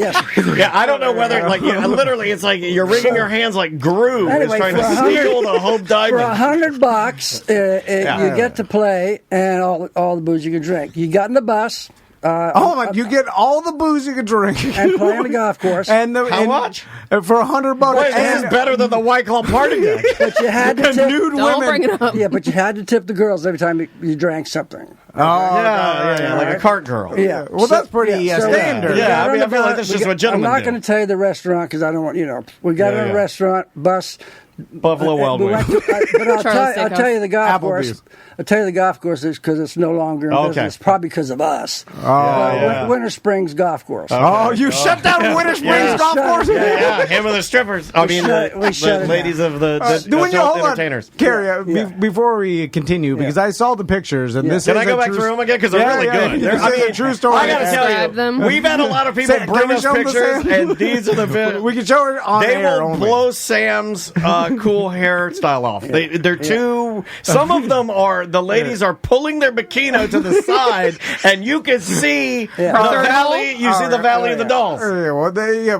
She's on the actual green in front of the cup, and they're all like voluptuous. Early 2000s porn stars. Yes, they are. They're dancers, right? Yes, they're dancers. From local... From Rachel. I mean, and this girl right here is pulling it from behind to the side. Like, that's a move I've never seen before. Yeah. It's called the Desert Road. So, I like that fat dad golfer that's having the time of his life. Every fourth hole, or every third hole, there's 4 of them. And we're getting shooters. I mean, lemon, Jello shots off their breasts. Okay, all right. Okay, Gary, hold on. Every third hole. I mean, look at this one. They put his hat backwards like he's like a goofy, and then he's got a dollar bill in her ass. All right. No, I see. Yeah, I saw that one. So I'm saying I'm having. Look at that. It's the best. It's the most fun I've ever had playing golf. I can't. Okay. You know what? Well, I believe you. All right. I mean, it's an orgy, Gary. I'm not joking. If for this same experience, I could charge mediums $500 for the day, and they'll pay it. That's not enough. They'll pay it. For what I'm we seeing, can be rich. For what I'm seeing in these photos, and we should document at least a few of them. Sam. I don't know if this is a good idea. Sam, if we offer this to our mediums at $750 a pop, $750 a pop, they'd pay it. Okay. $750 a pop. $1,000 a pop. $1,000 a pop. All you can drink. $1,000 a pop. Every third hole.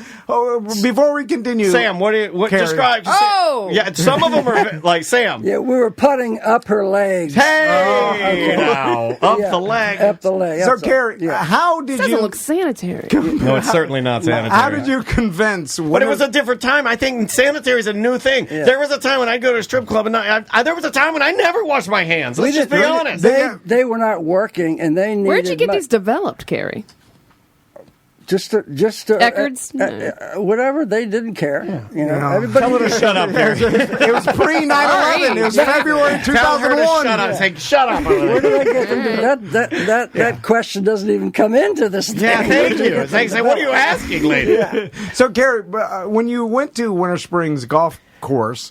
How many ladies would you say? But you told them 40. When you told them this, they were cool with it. Like, do whatever, or here's the deal. I didn't set it up. All right. So one thing, this is the third one it's been to. This was the third golf course it's been to. Oh my God! So the guy set it up. They figure there's 56 guys at $100 a whack. That golf course is going to make a lot of money. And the golf course was going down at the time, so they said, "Sure, we'll do it." Oh, so they were going out of business anyway. The old. But here's the funny. There's always a funny story in there. Yeah. Okay, so let me tell you the funny story. We're on the girls are sort of on the tees where there's a lot of trees and there's homes. There's homes all around there. Okay. Oh yeah. There's children out there trying to do their homework, and there's fat dads out there with boners. Yeah. This guy's walking the dog, and he comes up and he goes, "Oh my God. Oh my God! I'm going to call the police. I'm going to call, and you guys are going to get in trouble." I said, "Hey, don't shoot the messenger. I'm just a golfer. Just a golfer with a boner." Look, hey man, I'm just a man with a boner on a golf course. Whose first response when they see that is, "I'm going to call the cops." And the thing of it is, how much of a nerd are you? Hold on. I'm mad at that guy. You're walking your dog, and your first response is, "You could join in. You could be able to give me a beer." But I understand. Getting close. Or like, hold my dog. So he didn't walk away. He kept staring. Oh my God. So I said, "Okay, he's staring. He's not walking away." I said, "Hey, yell at him. You're like, what are you, gay, man?" I said, I tell you what, pal. How about if I buy you a Jello shot on this girl's breast? Oh yes, give him the good old objectification. And he goes, well. My dog might see. Okay. What if my dog sees? Yeah. So he does that, and he was gone. He farted. So he did that. He did the shot. He did the shot, and a little toot, and then his dog, and he was gone. Yeah. But I mean, he disappeared in a poof of then smoke. Then we all went back in. This is a shotgun. So at the end of the tournament, there were people falling all over the place, and we all went back to the restaurant, which I'm not going to tell you, and it was Armageddon. Did all the dancers come too? All the dancers. Oh my God. And then every drunk fat dad. All the guys that I saw. Oh my God, like Studio 54 with fat dads everywhere. Because you know they got excited. It was like the scene in Righteous Gemstones where the one guy's banging the stripper. Yeah, there was all of that going on. Oh no! Or was there sex involved? Yeah, many. There was money being poured, just like just shooting money and everything. I'm going, yeah. Yeah, why are you saying that? You're like, is that at the restaurant? Yes. At the Binnigans? You're at the Binnigans? I can't tell you where it is. Okay. I don't want to tell you where it is. But they agreed. They agreed to do it, and they knew what was going to happen. Oh my God, it was the Tropical Smoothie Cafe? Where was it? Do you want me to check? Can I tell you? Yeah, 2001. It was Tanqueray's. Tanqueray. Tanqueray. Still around? They are still around? Yeah. Let's go down there. Can't smoke in there anymore. Let's go down there and reenact it. But I mean, it's all true. They can. Hold on, Carrie. What would you think about riding again? We got to find a golf course. Yeah. Well, what it is, they shut from that. That was their last one they ever did. They got shut down. They said they can't do it anymore. There's too many complaints and so forth. Too many complaints. A guy with a dog. He farted. He disappeared. Yeah, the dog started humping all the girls' legs. And all that stuff. So now the girls that were laying there. This sounds like the end of the 90s, 2001. I think you into the 90s, right? Yeah. Like I think as soon as you did that, everyone's like, we can't do this stuff anymore. We got to reel it in. Yeah. Could you get away with it one time? Again? Yeah. Probably, since it's been such a long time. Like, could we find a golf course that's going out of business? I know there'd be too many pictures. We'd be someone who'd scream, shut it down. I know several golf courses where there aren't any homes. That's what you need. Yeah, but the problem is now with social media, you got to collect everyone's phone at the beginning. Like a movie. Oh yeah, that's right. There were no cell phones at that time. Yeah, no, I know. Somebody brought a digital camera, disposable camera. Somebody was smart enough to bring one of them Kodak Snap-O-Matics, right? Like, who was that genius? Who was that genius that brought the old Snap-O-Matic? All right, so let's go on to my next story. All right. I like the stories with Fred and Carrie. I like to just sit here and hear your stories, Carrie. This is what I always envisioned. Okay, so anyway, I was playing golf down in Port St. Lucie, and on the golf course, and a guy said, you play pretty good golf. Why don't you, believe it or not, be my assistant pro up in Long Island? And I said, why not? So I flew up there and became his assistant pro at Huntington Crescent Club on Long Island. So how does that work? That's pretty impressive that you're just going up there, and you must be quite the duffer to you're pretty damn good golfer. I had to take tests. Metropolitan Golf Association. I got my papers and all that pro stuff. Card and So I started dating this girl in the clubhouse. Never crap where you work, but I did. All right. And different time. Yeah. You're a younger gentleman. I did it once. I did it once at the radio station. It worked out horribly. As in my book, I did. You know that I had certain mental problems, and I had epilepsy. I had a seizure, and I had to leave. I had to come back to Florida. But the girl I was quite fond of, and she said, "Can I come down and visit you?" I was in Port St. Lucie, and she came down, and I showed her everything, and moonlight walks and everything else. And moonlight walks. See, Tom? Oh, okay. And so Tom doesn't do any of that. She called me 4 months later and said she was pregnant. Oh, my God. You did it, Carrie. Okay. So I said, come down and we'll talk about it. So she came. An abortion. No, she's Irish. No, first of all, she's Irish Catholic. Can't have an abortion. Right. She shouldn't have been banging without being married, then, right? Yeah. Well, Carrie's smooth talking Carrie. Well, then if we're picking and choosing rules, right? That's what you do. So she came down and we talked about it. I showed her to my friends in Orlando. This is my girl. And my friend says, you can't marry her. She is not your type. She will ruin your life. You cannot marry her. You can't marry her. I went back to where my parents were, and I said to my mother, I said, Mom, I can't marry this woman. And so she told me I was the worm. I was the worst thing. I was not a man. The worst worm in the world. So I took a cup. God forgive me, and I threw it at my mother. Oh, wait a minute. Your mother told you that you were a bad person because you didn't want to marry the woman. Yes. And then you threw a cup at your mother. And hit by her head, smashed, and I go, well, I guess I'm getting married. you know. I guess my God, yeah. So anyway, you scared your mother had so here's the thing. I had violent with it. Since I'm not glass. Yeah, what was it? A glass? it a mug? Yes, it shattered everywhere. Oh, man. So Oh, I had. I What'd said you now throw? that You I threw my said Mark Maron podcast mug. now I had to It take. says, it says, boom! I just crapped my pants. I had to take Catholic lessons to get married. Yeah, I had to do a bit of those. Okay. Yeah. And, you got to go through the marriage class. Falling asleep, taking it. Okay, so anyway, it's all set. Her parents are going to fly down. You going to throw cups of them too? Or? The church is ready. The house is ready. All this is going on, and I'm in my room, and I'm writing my guitar. So I got to write a song. Well, you're going to rip a song real quick before your marriage? Yeah. I got to write a song about it. This is terrible. I know. So I get a phone call, and it's a friend of mine. He said, listen, we're at the 7-Eleven, 4 blocks down the way. We have one of your old girlfriends here. We have a joint and a bottle of CC. Come on down.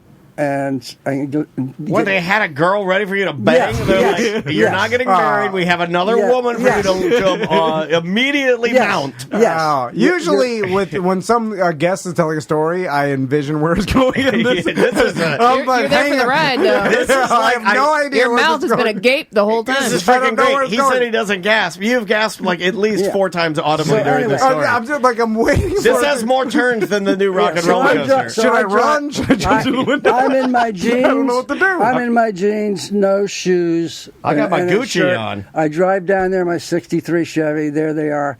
And I get in the car and I said, "Where's the girl?" She goes, "She's down at the motel." Oh, you took the bait, Carrie? I thought you this. Wait, you're not gonna do the marriage now? You're going to bang the girl in the hotel and smoke the joint? Yes. Well, no, wait a minute. I said I have an hour left. I can do this in an hour. Wait, so you're gonna go smoke a joint, bang the girl, and then come back and get married? Yes. Okay. So you're sowing your oats. Yeah. So my oats. I get in the car. We start driving. I said, "Where's the girl?" Down the road. Okay. Just smoking a little bit and drinking a little bit. Okay. Yeah, how was it? How was that CC? Yeah, CC. Yeah. CC, senor, yeah. But we... Where is the girl? The girl is out there leaving the joint. The girl is in the motel. The girl is in. Hola. Housekeeping. So we're driving that. He takes a left. I said, hey, this is towards 95. Yeah. This is. I gotta be kidnapped. There are no hotels here, so you're not going back. You're not going back there. Oh, your friends kidnapped you? They kidnapped me from the wedding. I said, you're not going back there. I said, but I've got to go back. There's people flew in. Please let me back, man. And they said, you're not going back. So I had the only friend that came to the wedding was one friend out of all my friends. Yeah, that was Slowpoke Rodriguez. He said the church was already booked. People were in the church. Nobody showed up. Oh, my God. I didn't show up. They thought I was a coward.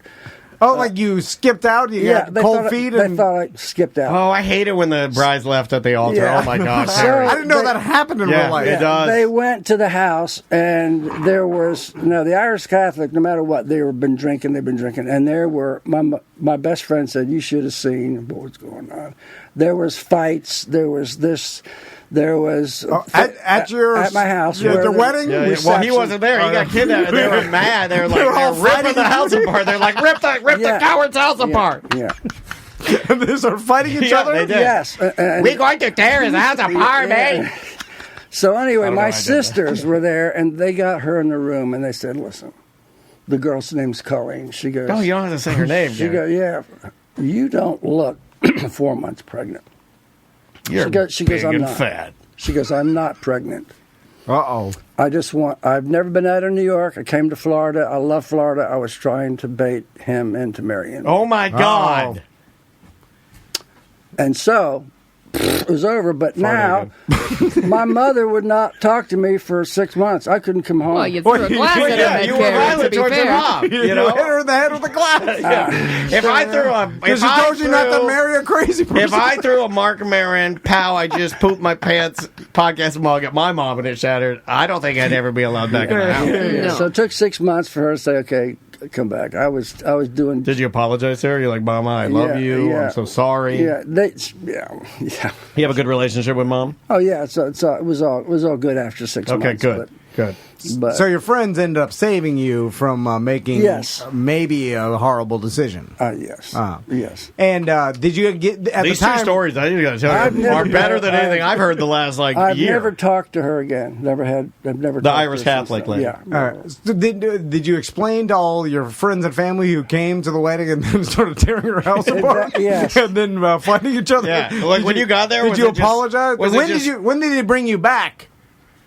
6 months later. Oh my God! Where did they take you? My mother would not let me in the house. Where'd you live for 6 months? I did couch tour. Oh, you're like a homeless person at that point. I was. But this is a younger. Yeah, we're talking the 70s, 79. I was 3 years old. Yeah. The bass in my voice, or learning how to. Well, you're not a yeller guy. You're not a yelling guy. No. You know, like. I don't yell at Maisie, but like, yeah, she's not. It doesn't scare her. Like, if she heard me yelling about something, it's not like she's like, "Whoa, what is that?" The problem is, I would if they did bad things constantly, but they don't. Well, so they don't give me the opportunity. And I'm not to saying yell I know they're not bad kids, absolutely, and this is not what I'm saying.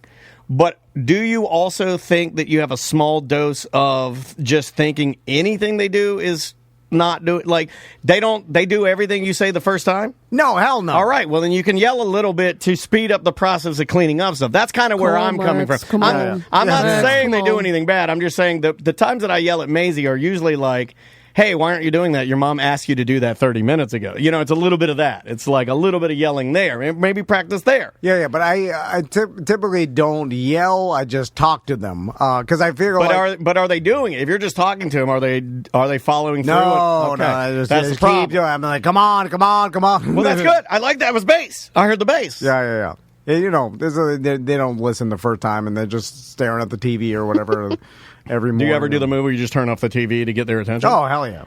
Yeah, you got to do that. That's one of my favorites. I love when Maisie's like into it and I'm like talking to her and she doesn't understand that I'm talking to her and I'll just turn the TV off and it breaks the link.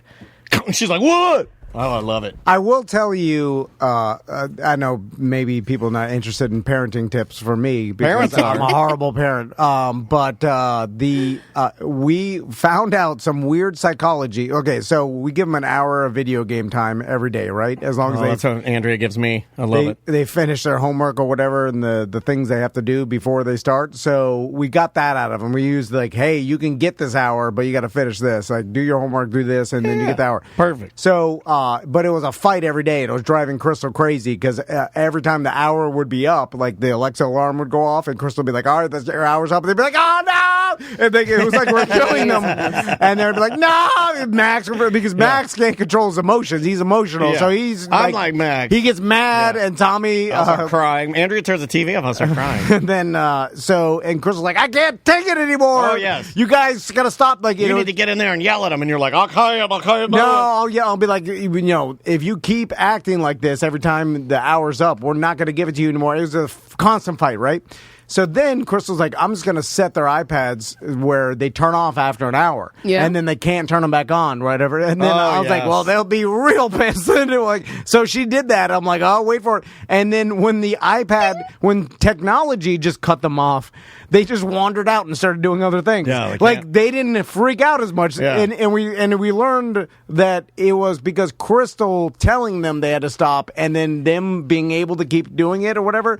Well, they also can, they have recourse. They don't have any recourse with the thing just turning off. You can't argue or cry. They can argue and scream to turn it back on. That's what I thought they do. I would have thought too. They would do it to Crystal, but Crystal wasn't saying it. It was just turning itself off. But what I'm saying is, you would be like, "Mom, fix this" or whatever. Exactly. Yeah. That's what I assumed was going to happen. To be like, it's not going to be any different. But did she tell them? Did she go in there and say, "Okay, well, guys, the next time you do this, these things are going to turn off automatically"? Oh, we told them that, and then they're like, "Okay," because they're just like me, where they'll say whatever to get the fix. Well, I'll do whatever it takes. Sure, fine, Dad. But also, when you tell them repercussions tomorrow, it might as well be a million years away. Like they're like. like, all right, well, they're addicts. Yeah. If you do this, you're going to go to jail. Okay. But also, it's instant gratification. It's just all kids have, like, they just want instant gratification. You tell them something tomorrow, they're like, oh, whatever, I'll take the punishment tomorrow for instant gratification. Anyway, we told them about that. I was like, no way this will work. It works. Oh, that's awesome. And when it automatically shuts off, they'll just wander out and start doing their own thing. And there's not a fight anymore. Sunlight. Zombies. Yeah, and never thought I would have bet against that working, but it freaking worked. Yeah, I mean, I guess like it's the path of least resistance, right? Yeah, everybody should try that. A lot of people don't know about the timers. Yeah. Although it does, like, it's the P word way out of it. As far as, like, if you were, like, just a real parent with the parenting skills, the discipline skills, you could just, your word should be the final word, and that's it. Well, you have to be okay with it, though. See, that's on your end. It's not just, parenting is not just one-sided, right? Like, and if you guys aren't okay with saying that, a lot of people aren't. No, we did. It's just that it didn't seem like it was ever going to stop. And then, it was just an automatic reaction, especially for Max, because he's emotional. You also have to let them be emotional, I think, in some ways, and just not react to it at all. Because the emotion is only being, to me, again, there's parenting tips from the two worst guys. But it's like, the only reason that emotion is being shown to you is to try and guilt trip you into changing your reaction. If you act as if that's not even happening, which is what I do with Maisie, like when Maisie's doing stuff like that, I'll just look at her and be like, oh yeah, I'm not even going to act like you're even around right now. I'm literally vaporizing you in my mind. Oh, and then she'll stop that. Other people can't. It was bothering Crystal because she's emotional, and then Max. I think that's a mom thing because Andrea's like that too. Yeah. Max was preying on that, and then it's funny to see. The manipulation aspects of it? I do love that. Tommy and Max, they'll get into similar fights or like arguments that me and Crystal will get into, and it's just a unemotional person versus an emotional person. Yeah. And then like yesterday, Tommy and Max were playing outside, playing cars, and then Max wanted the rules to be the cars could fly, and then Tommy is like, I don't like those rules. I don't like fun, and cars are rubber on the ground. He doesn't like fun. Cars can't fly, you idiot. And then Max got upset, and then Tommy's like, I don't know why you're getting so upset. Cars can't fly. Everyone knows that, Max. And then Max stormed off. I would have stormed off. And then Tommy's like, I can't take this anymore. Like, I don't understand why Max gets so mad over something so small. And then I laugh and laugh. And then I try to tell Tommy, Crystal hates this, by the way, because she doesn't understand that Tommy was born this way. And then she still wants to attribute my being the way I am by some sort of like. Yeah, you were struck by lightning, or no, like something happened to me and then caused me to be this way. And now that I've seen Tommy, it's possible though. It is possible, for people. I mean, there are ways to evolve. It's not like you have to be stuck that way. Of course. Tom says, but I feel like you're going to back up and enable Tommy to be that way. I mean, you're watching it happen. To be like, you were born that way, son. No way to change it. Nothing you can do. That's not necessarily true. Well, that's my argument of like, if you're born a certain way, why are you trying to change that person? I'm like, to be a better person. To be more well-rounded, but better is subjective. Navigate the world easier, maybe. Like I would make the argument that being too emotional is sure. There's a happy medium. Hinders you, or it can. It doesn't have to. Any emotional decision is a flawed decision to me. Like your decisions should be 100% logical. In my mind. In every case. Not in every case, you're true, but we can't ever talk in like absolutely, you can't. But I would think emotion actually affects your decision making negatively more than positively. Unless you're talking to your wife. Yes, and if you're talking love, that's a whole different story, and that's the problem. Where emotion, though, is not just love, though. Emotion can be, there are so many different facets of, feeling things. And being able to empathize. Yeah, with people. I mean, but empathy is different than, anger, right? Sure. When does anger help you? But not all anger is bad, it's just like saying all stress is bad. You can't say that. No. Going to the gym is stressing your muscles. Not all anger. Some anger can be a tool for you to use as motivation. Yeah. Some anger can, help you flesh out other feelings that you have because you need to work through that anger first to get to the other things. Eliminating anything to the point of extinction, I don't think is a good choice. The chat wants to know, does Tom believe in gut instincts? No. Okay.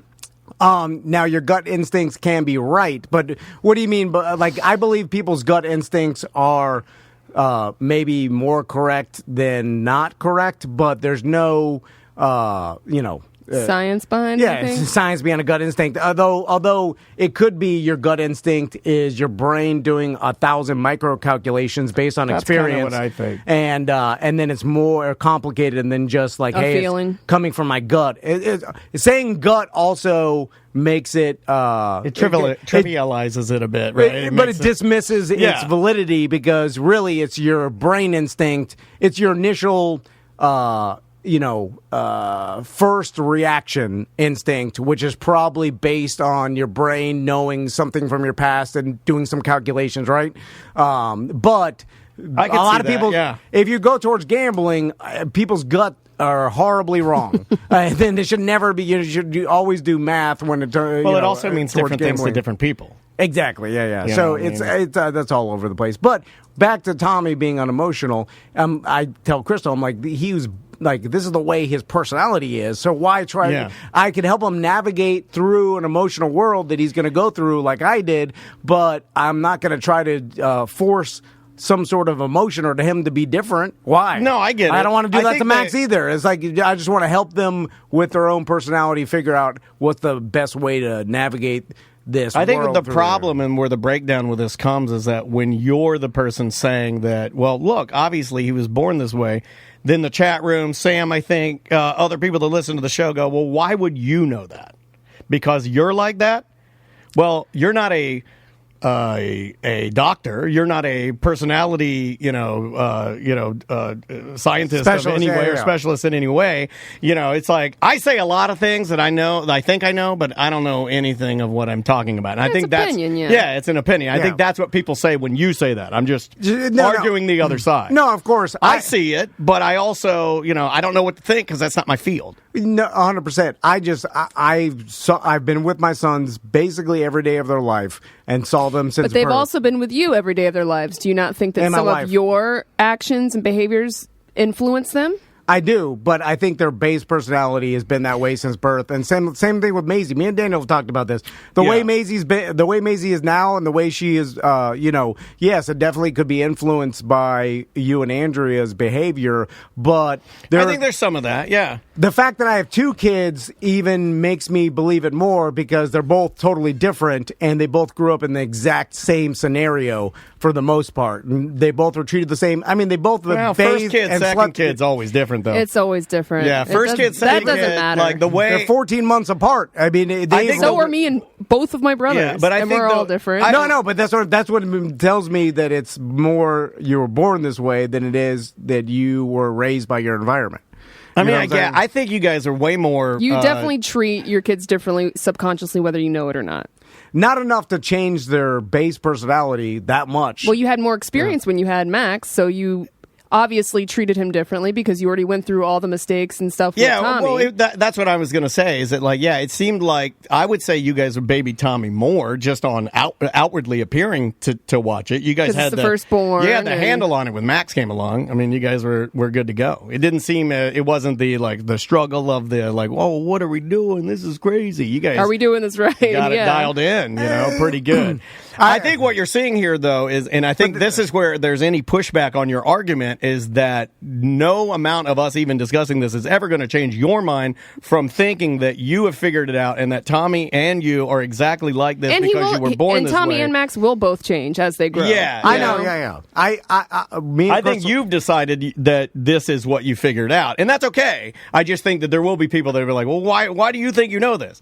Well, of course he thinks he knows that. It's his kid. Tom knows everything. And he's the dad. Yeah. But also, I'm not telling you this because I set my ways. I'm telling you this based on the experience that I had. Right. It's factual to you. Yeah. Correct. And it seemed, I would bet, if there was a way to prove it, I would bet an insane amount on it $10,000 cash, that this is the way. Yeah. Now, it's I'm not as... It's impossible to really prove that I'm right or wrong. It's just... That's why the whole nature versus nurture argument still goes on. Yeah, not impossible. It won't be impossible because I was telling Crystal this last night because she doesn't like the fact that Tommy's a lot like me because she doesn't like my personality, or she thinks it hinders me. Well, hold on. Why'd she marry you if she doesn't like you? That's a whole other discussion. She loves them. The way he says things She'd sometimes rather be is different. so cold. But I told Crystal, I was like, well, we'll know the answer in 20 years. You will, yeah. Because in 20 years, if these two men are damn near the same personality they were since we watched them, since they were born, basically, we watched Crystal shows me videos of Tommy when he was 1 year old, and we're like, look at Tommy in there. Like, he is, like, even when Max we introduced Max to Tommy for the first time, Tommy's 14 months old,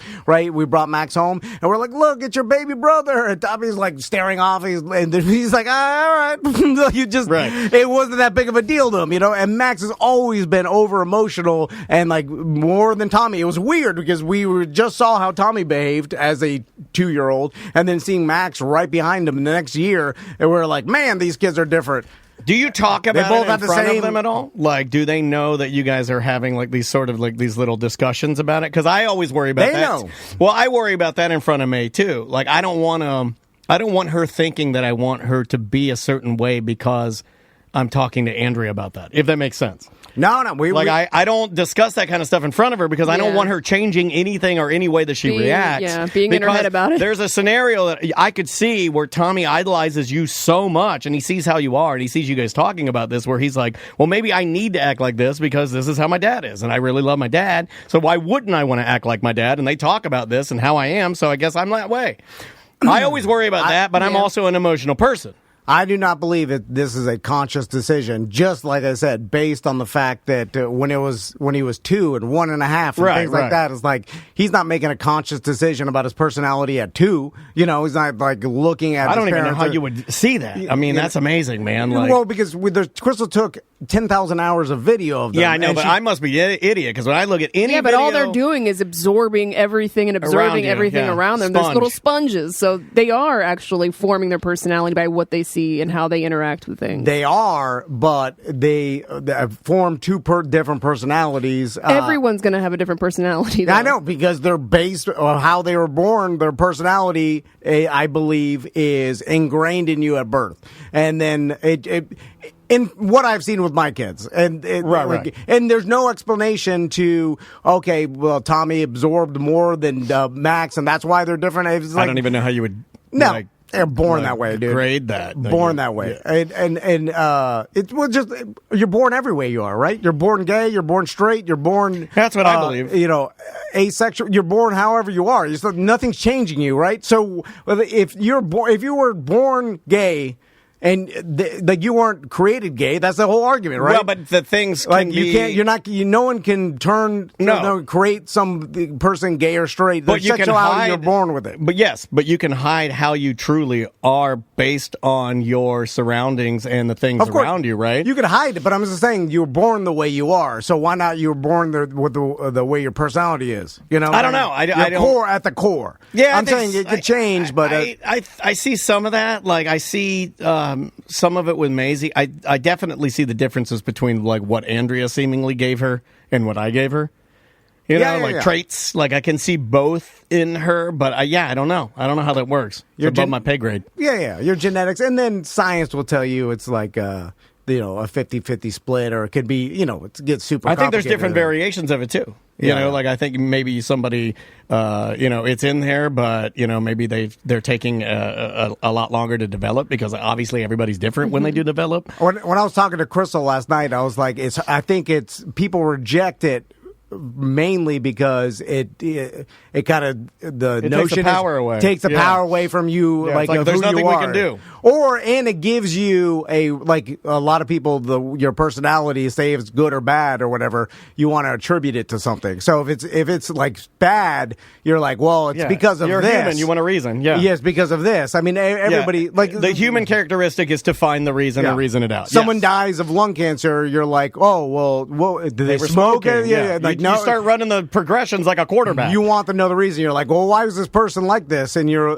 like, oh, this happened to him. That's why. And then it could be they're just born like that. Yeah. None of the stuff to end on maybe it's funny to me. None of the stuff that I gave Maisie is good. Everything. No, it is. Okay. Come on. It's I mean, creativity. I'll give her that one. That's all I got. Well, that's real good. No, not real good. I mean, I gave her anxiety. I gave her the time anxiety. I gave her the full-blown, regular, big fat anxiety. Yeah, but you can give her the tools to learn because you've learned the tools to deal with anxiety. She got my thin hair. Backpacking on what you just said, he can give her the tools to deal with that, right? Yeah, you can give you can't give Tommy the tools because you haven't worked on your personality because you're like, that's just how I am. Well, I'm too old now. You gotta learn the tools. No, you're not. You can learn the tools now and then pass them on to your This is where I agree with Tom. Too old. He's too I have no reason to. He's 40 years old. You have two reasons to. Oh, your children. Look at oh my God, that's a Dr. Phil moment. I'm supposed to stand up and clap. Hold on. Yeah. Do I have clapping? But my personality is not doing any damage to my kids. I mean, my God, you get a free Ricky Lake T-shirt for that. I would love a Ricky Lake T-shirt. They've probably got them on eBay, an old vintage. But I take offense a little bit because it is kind of like, oh, your personality is not like the rest of us. You got to change. How is that fair to me? It's like society. Well, you're saying that nobody else is changing. I feel like everybody that is a good person or is trying to be a good person is trying to change to be a better person. That's part of growing up, right? Going today at 4:00 to try and change. No one's saying, hey, we're not going to change, you have to change. It's like, no, we should all work on each other. Of course, to be a better person, but I am the best. Right. You wanted the best. You got me. I like that. That was my sleeve blowing off. All right, bye-bye. I love it when we talk about... Wait, what? We're right.